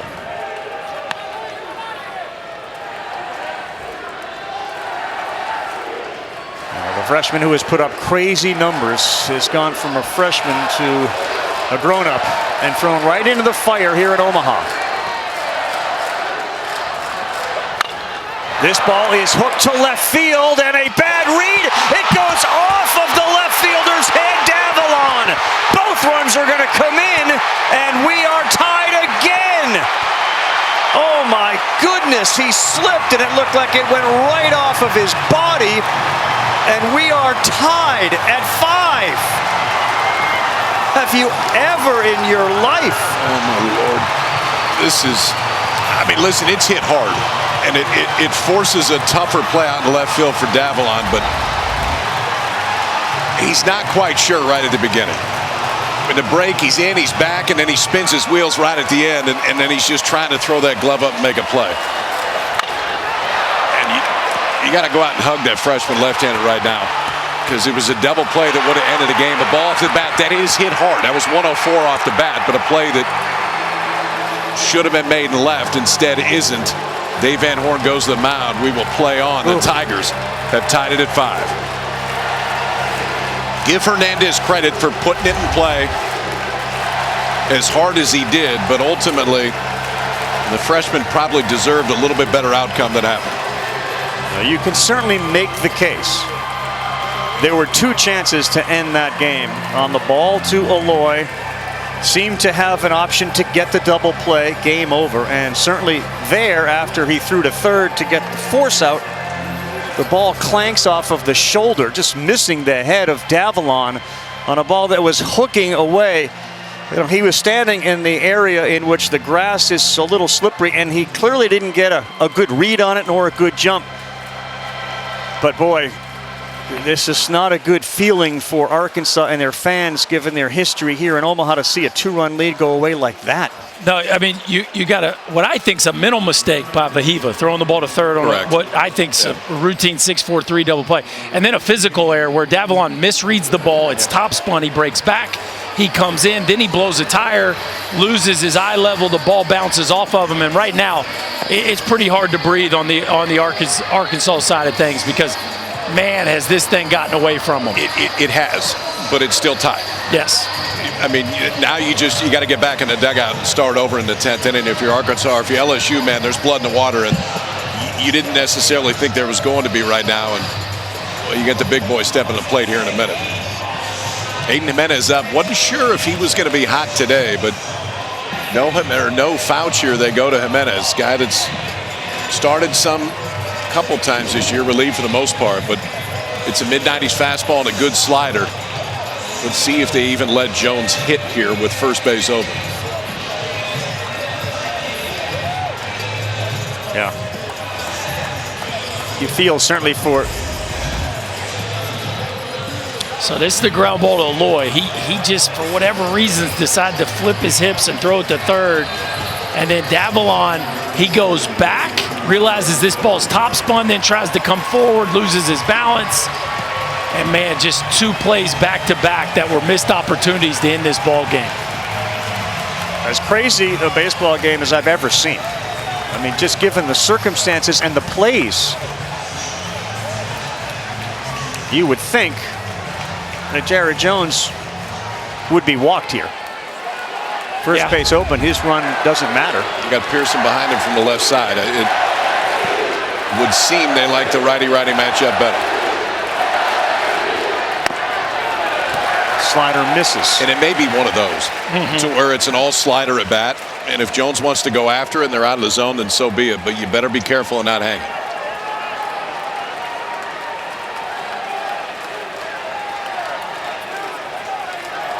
Jared Jones with a chance to put the Tigers into the finals.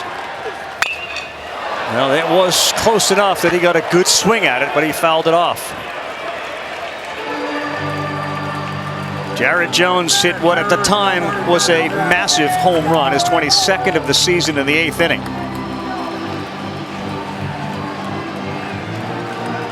To tie this game up. And since then, both teams 2 runs each in the 9th.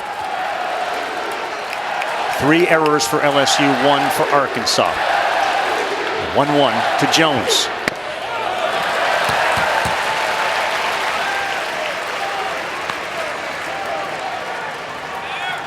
I don't think he's going to see anything else. I think it's slider down and away, slider down and away. If he wants to go after it, fine.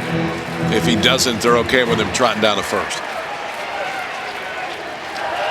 Hernandez, you can see him there in the foreground. He is the winning run.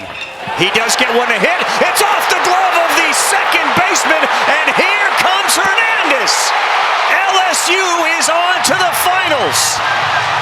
They pitched to Jones, and it bounced off the glove of Cam Kojal.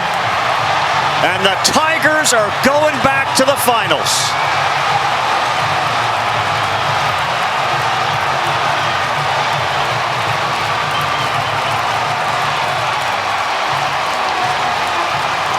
And the curse of Omaha strikes the Hogs again.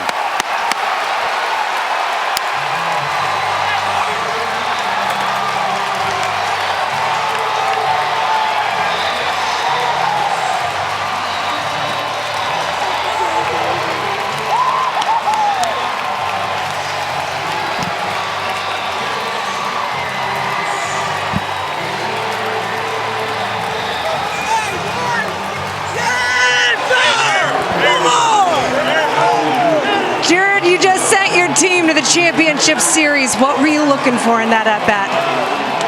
I don't know. Ball that I could hit. You know, that's all I cared about. Winning run right there on second base. God is good. How would you describe what happened in the bottom of the 9th? LSU baseball. I can't explain it. It's been the most magical 3 years of my life. It's just unbelievable. You got to be a part of this team in 2023, but now you play this vital role for this team. What has it meant to be able to propel your team to the championship series and 2 wins away from another national championship? It's unbelievable. And we were here, 2 years ago, tie ball game, bottom of the 9th. Tommy White hit a walk-off homer. So, I mean, it's unbelievable. Congratulations. We'll see you in a couple days. Thank you. All right, KB, thank you very much. The Arkansas players out there to console Davalon, who is devastated. And how about this one off the glove?